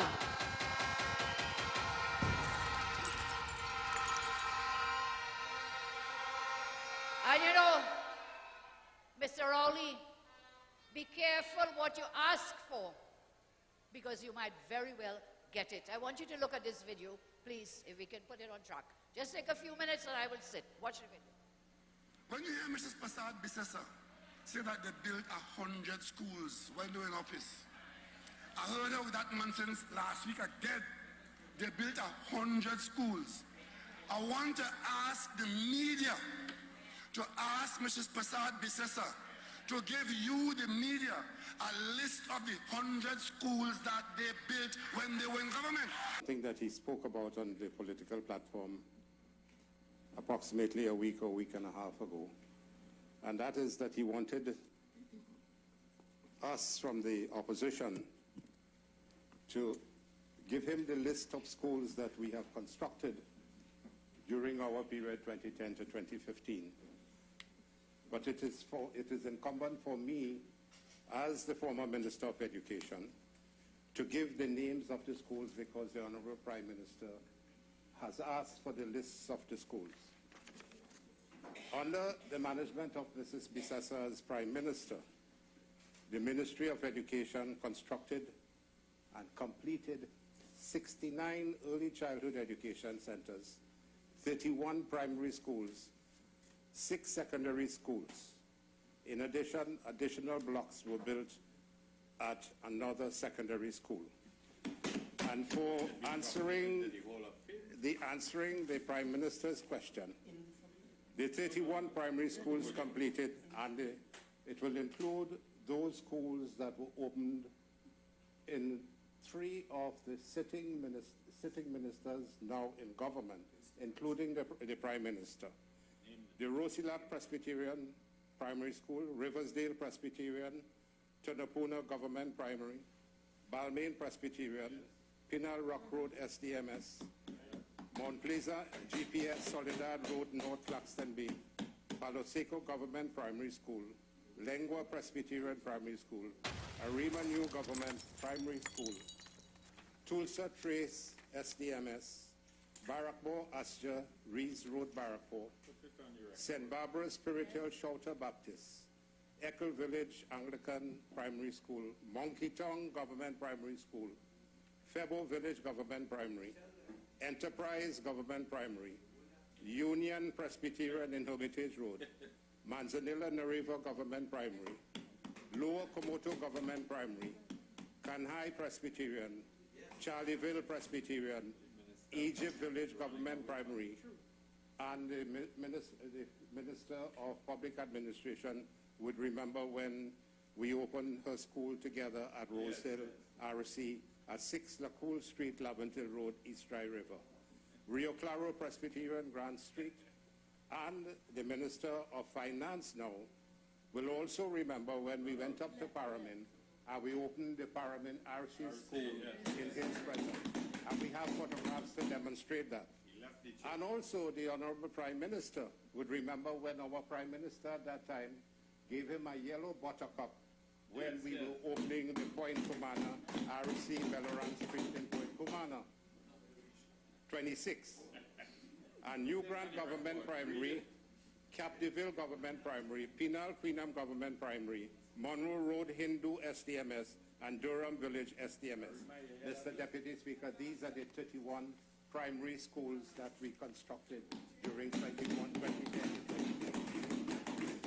The 6 secondary schools completed were the Marabella South, Gopal Lands, Marabella, Aranguez North, Boundary Road, San Juan, Couva West Secondary at Balizier Street in Couva, Princestown East, Matilda Junction, St. Julian Village, Princestown, with the member for Princestown, Five Rivers Secondary School, which is now ravaged, St. Augustine Secondary. An additional block was completed in Diego Martin North, St. Lucian Road, Diego Martin, with 17 additional classrooms. The Haji construction was paid $60 million by that last administration, and they left the country without doing anything to these early childhood education centers. So we had to inherit many of these contractors who they were supposed to be paying were never paid. So we set about to construct those 24 early childhood education, and amongst them, so out of the 69 early childhood care and education centers we constructed, Aranguez Johnny King Road, Arima New, Aruka Pine Haven, Bamboo in Jafat Street, Bamboo, Ben Lomond, Bonaire at corner of Olivine Avenue and Blue Mussel Street, Brothers, number 73 Garth Road, Williamsville. These are the early childhood education centers.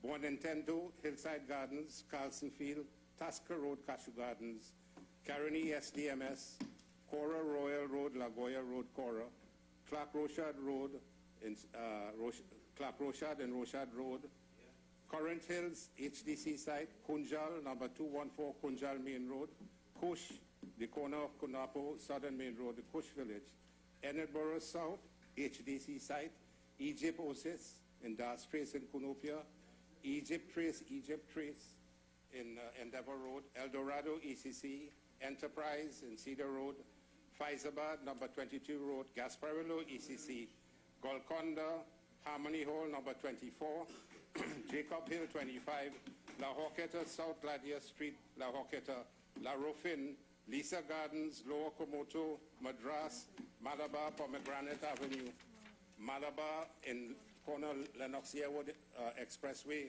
Polybitodio, 7 Flamingo, Maloney in Jacana Avenue, Maloney Gardens, Maloney in Flamingo Boulevard, Maloney, Marabella, Light Pole 51, that's number 35, Maracas ECC 36, Mirage Hill 37, Maraval, Montcoco Road, I pass there and I see it all the time, Mendez, Pinal Queenham Road, Milton, corner Temple Street and Judingham Drive, Morva, Mount Hope, Pioneer Drive and Sunshine Avenue, Monroe Road, SDMS, Warren Road, Kunupia, Orupun Gardens, number 44, Palmis 45, Phoenix Park Road in California, Pleasantville, Prince Albert Street, Pleasantville, Quarry Village, La Brea Trace, Ragunanan Road Enterprise, number 49, Rancho Comado, number 6, South Trace, Rancho Comado 50, Ravine Sab, Londonville, that's in my constituency, Reform Government, ECC Reform, Retrench HDC site, Roystonia in Salaka Drive, Salazar Trace in Salazar, Point Forte, Sonny Ladu, ECC, Southern Gardens, Springvale, ECC in Springvale, St. Ambrose, Anglican, Jackman Trace, Kunupia, St. Anne's, number 8, St. Anne's Gardens, St. Anne's, number 61, St. Augustine, corner Warren and St. John's Road, 62, St. Barbara Spiritual Shouter Baptist, members will remember that, 63, St. Columba Anglican, 64, St. Mary's Village, 65, Union Hall, 66, Valencia in Armadillo Drive, New Valencia Gardens, Valencia, Wallerfield, corner of Churchill, Roosevelt Highway and Amazon Drive, Wallerfield, Warrenville, TIA, Robert Trace, that's number 68, and number 69, Wellington Road, HDC site, Wellington Road, Davie. So, Mr. Deputy Speaker, in answer to the Prime Minister's question, we have in Parliament today given the list of the 69 early childhood education centers which we constructed and completed, the 31 primary schools which we started and completed, 6 secondary schools which were completed by us, and an additional block. Mr. Speaker, these are the 106 69 ECC centers, 21 primary schools, 6 secondary schools completed under the Kamala Prasad Bisesa administration. Thank you for your patience. You asked for it, better take it. I think someone else might put it a different way, but just take it. That was in 5 years. This is their 4th year. They have not built one school. Not a single school have they built. So when they come with the announcements, they're not going to get it done. As I said, it's a chain up with elections coming. So they announced recently they're going to build 6,000 houses in fiscal 2020. My good God. In 4 years, you didn't build one house. You know, promising you go and build 6,000 houses. I don't believe a word that you say. Election chain up. So, in the months coming up, more announcements will come. They will come just announce we are going to do this, we are going to do that. But if they could not have done it in 4 years, you think you're getting it done in 1 year? Can't get it done. Can't get it done. But you see what we did when we were in government with your help, what we did projects that you could see, you could actually see it. You could touch it. They have spent $200 billion, and there is not one project that you can see or touch or feel to show for $200 billion. And then when the Prime Minister stands on a platform and he talks about $1.4 billion, how much medicine you could get for that, how much schools you could build, knowing that they give nobody medicine and giving nobody no building no schools, he stands there raising like a red flag. Well, I want to raise a big red flag tonight. A big red flag, and we cover it with yellow when we are done. And I bring this to your attention.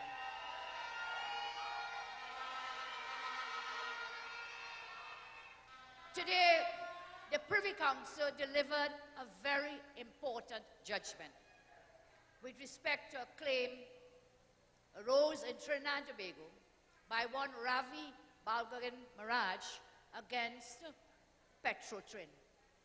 Petrotrin. They want to say Petrotrin shut down and Petrotrin don't have money. Do you remember how that started? Where that came from? When we were in government, we authorized probes into suspicious corrupt transactions under the PNM. One of those had to do what is known as a gas to liquids project. World GTL it's called, gas to liquids. Monies that were borrowed under a man named Malcolm Jones. You remember that name? Money borrowed under Malcolm Jones. He was in charge of the Petrotrin. Dealt this country a disastrous blow.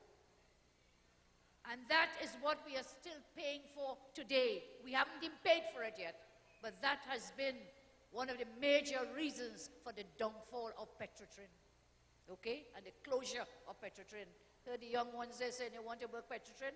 Well, listen, come election day, take your voting finger and vote for the UNC. Tell the Prime Minister, call election, do not sell Petrotrin. Keep it open, call the election, and we will find a way to keep that refinery going.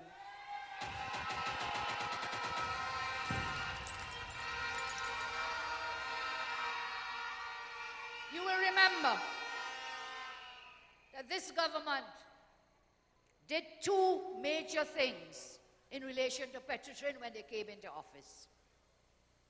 The first thing they did was to take that same Malcolm Jones and put him in a cabinet subcommittee known as a Committee on Energy. The same Malcolm Jones, I'll say more about him in a minute. Same Malcolm Jones, who was chairman of Petrotrin at the time when Petrotrin incurred massive cost overruns and project failures. These were the same World GTL project, another project known as gas optimization, and a third project known as ultra-low sulfur diesel project, USLD project. These three projects. Up to today, of course, none of those projects is off the ground. Because what happened? The same Malcolm Jones was responsible for the 1.6 US billion international bonds that are still due today. You know how much is that? $1.6 billion. 11 billion TT dollars, man. These 3 projects sunk. None got off the ground. None. $11 billion of your taxpayers' money. And you know what Malcolm Jones did? He signed up to guarantee for Petrotrin to guarantee to pay back this loan now. So all these projects bust, if you want to put it in layman language. They bust. But Petrotrin, through the hand of Malcolm Jones and his board, signed a guarantee. That is why we are owing all that money up to today. They will become due in August. That's the bullet payment they keep saying they have to make. And that was like a bullet into the heart of the people of Trinidad and Tobago, those projects, and Malcolm Jones. So look what happened. The same Malcolm Jones took out more than $3 billion in this failed gas-to-liquid plant. And they took Malcolm Jones, when they got into office, first thing, they put him to chair the energy, to sit on the energy subcommittee of the cabinet. There's a common way of putting it, is they put in the cat to watch the butter. When you know the cat likes the butter. you're putting the thief to watch the money. I'm not saying he was a thief, you know, but it's like you're putting the man who was responsible for $11 billion of debt in the same energy committee now to run the energy affairs.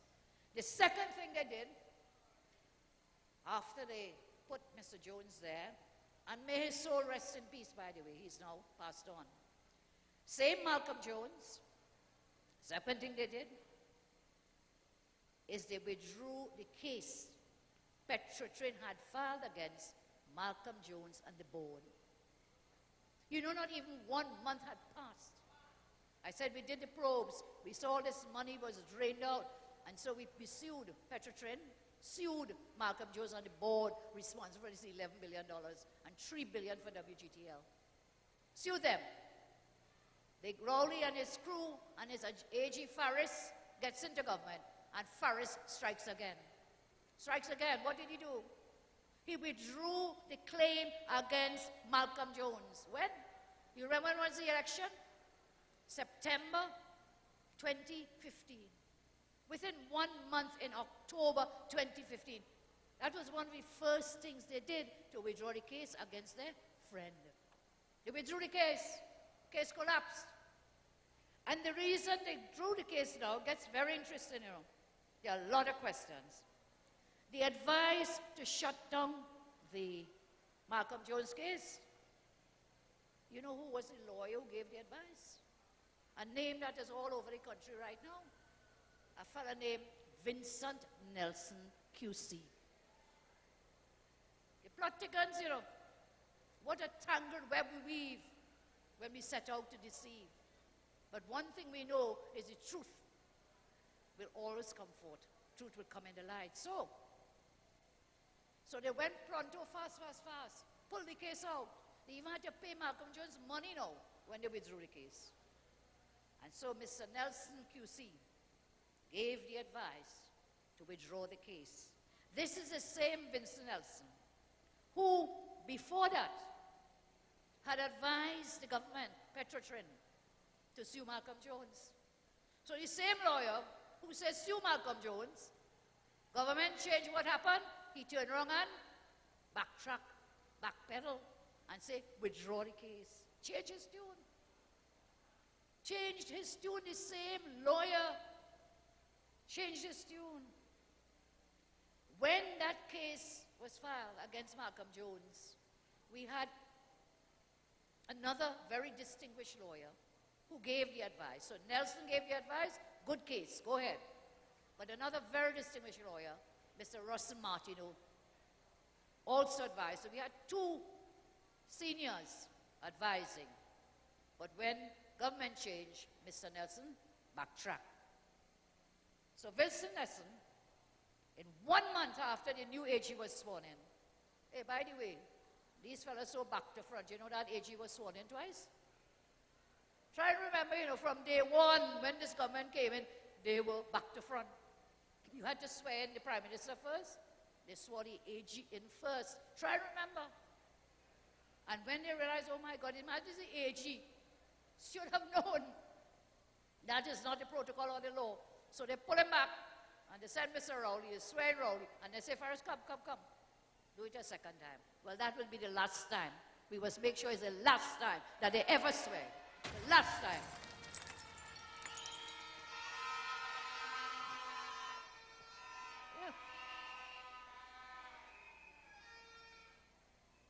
And do you know now, the plot thickens, this thing could make a good Hollywood movie. Or Bollywood, or Nollywood. It could make a very good movie. You know who was the lawyer for Mr. Malcolm Jones? You could take a guess. When Peterson sued Malcolm Jones, do you know who was the lawyer? It was none other than the Minister of Everything and the Master of Nothing, Stuart Young. Stuart Young. You see how the plot, the web that was woven. And so it goes. And Vincent Nelson now, government change says, he based his advice on witness statements made by Petrotrin executives during a thing called the World GTL arbitration. These are statements the government didn't want you to see. So Nelson wrote one paragraph and said, no good case again, go ahead with it. And he said he did it on the basis of 2 witness statements. So Mr. Maraj applied to get a copy of these witness statements because we want to see what was so bad inside of those statements that a whole $1 billion case was withdrawn. The government refused to give it, Petrotrin refused to give it. They fought the case all the way, went to the Privy Council, and that's where we are today, the Privy Council judgment about getting these documents, and this is what the Privy Council had to say.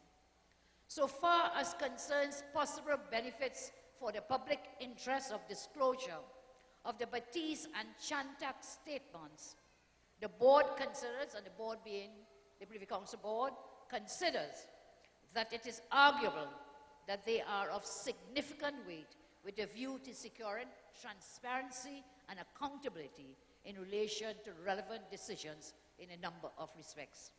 The court said further that these statements, the disclosure of these statements, would enable the public to be fully informed about those matters and Mr. Jones's involvement in them, so that they could, if appropriate, criticize or oppose the appointment of Mr. Jones to roles within the government.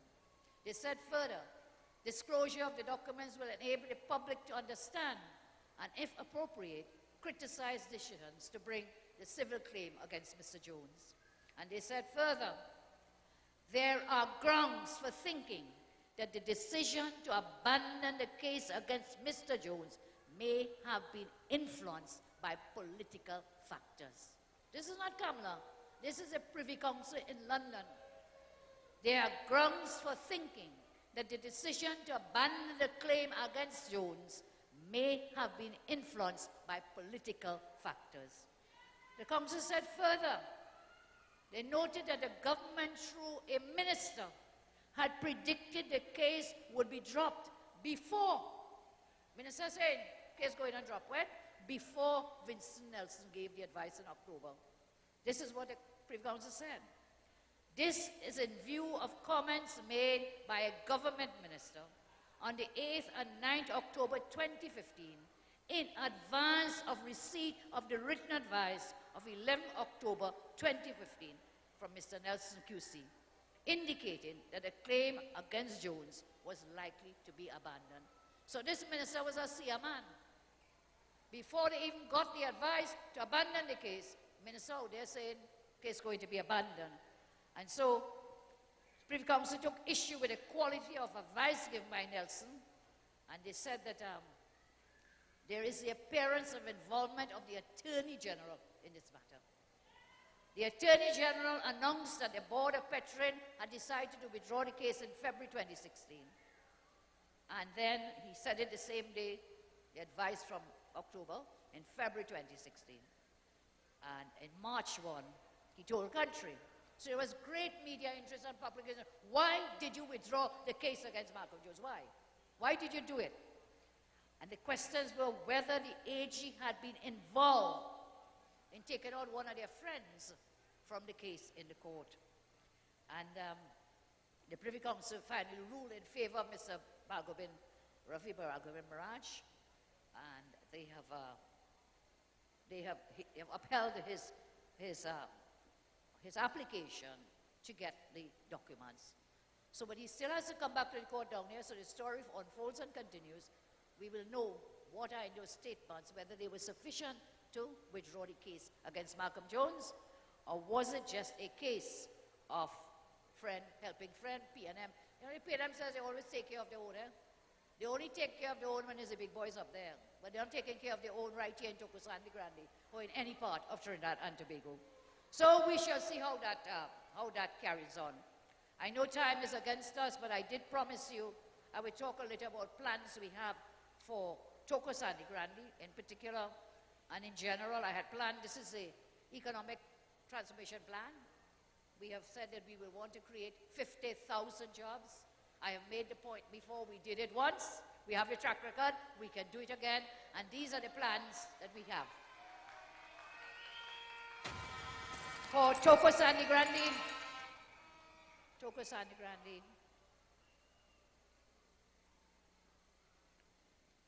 several projects that we have in mind, which would include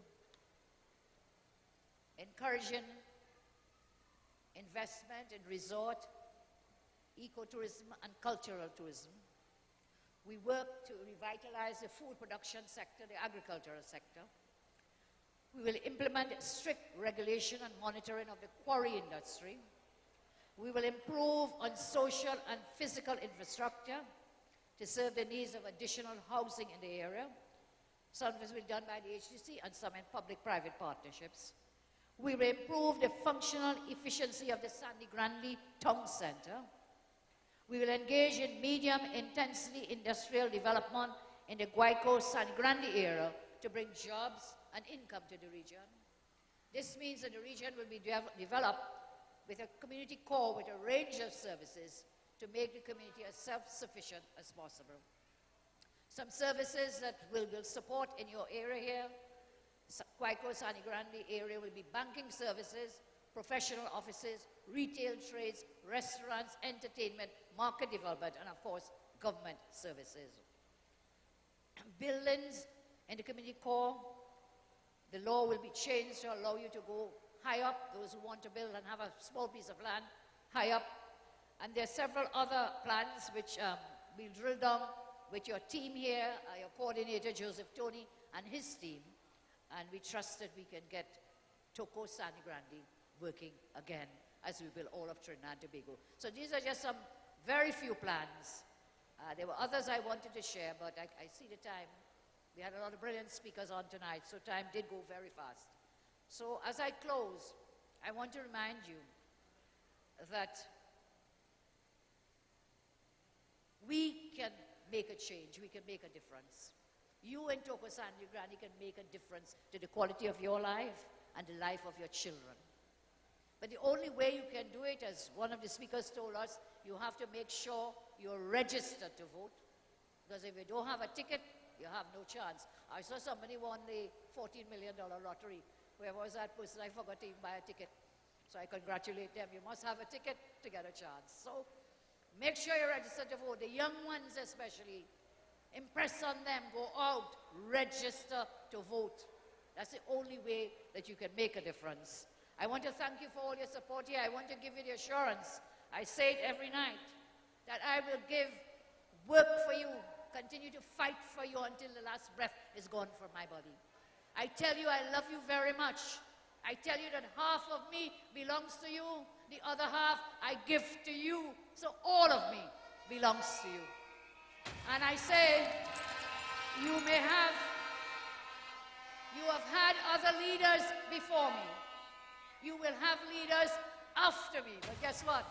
You will never ever have a leader who loves you as much as I do. Thank you, and show me your voting finger. Show me your voting finger. Show me your voting finger.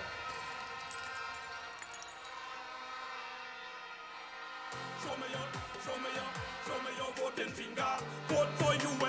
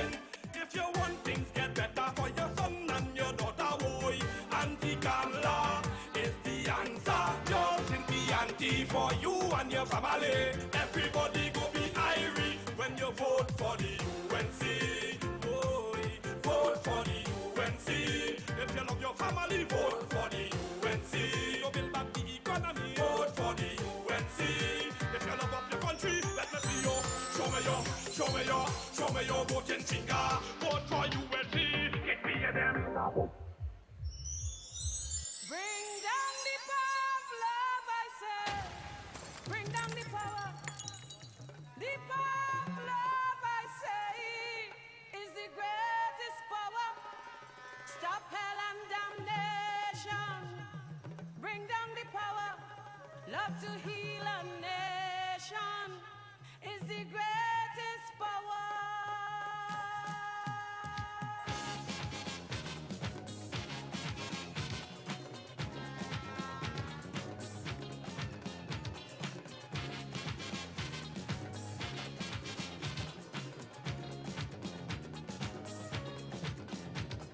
A wind of destruction is blowing over this land. And now the earth is a trembling with man's oppression of man.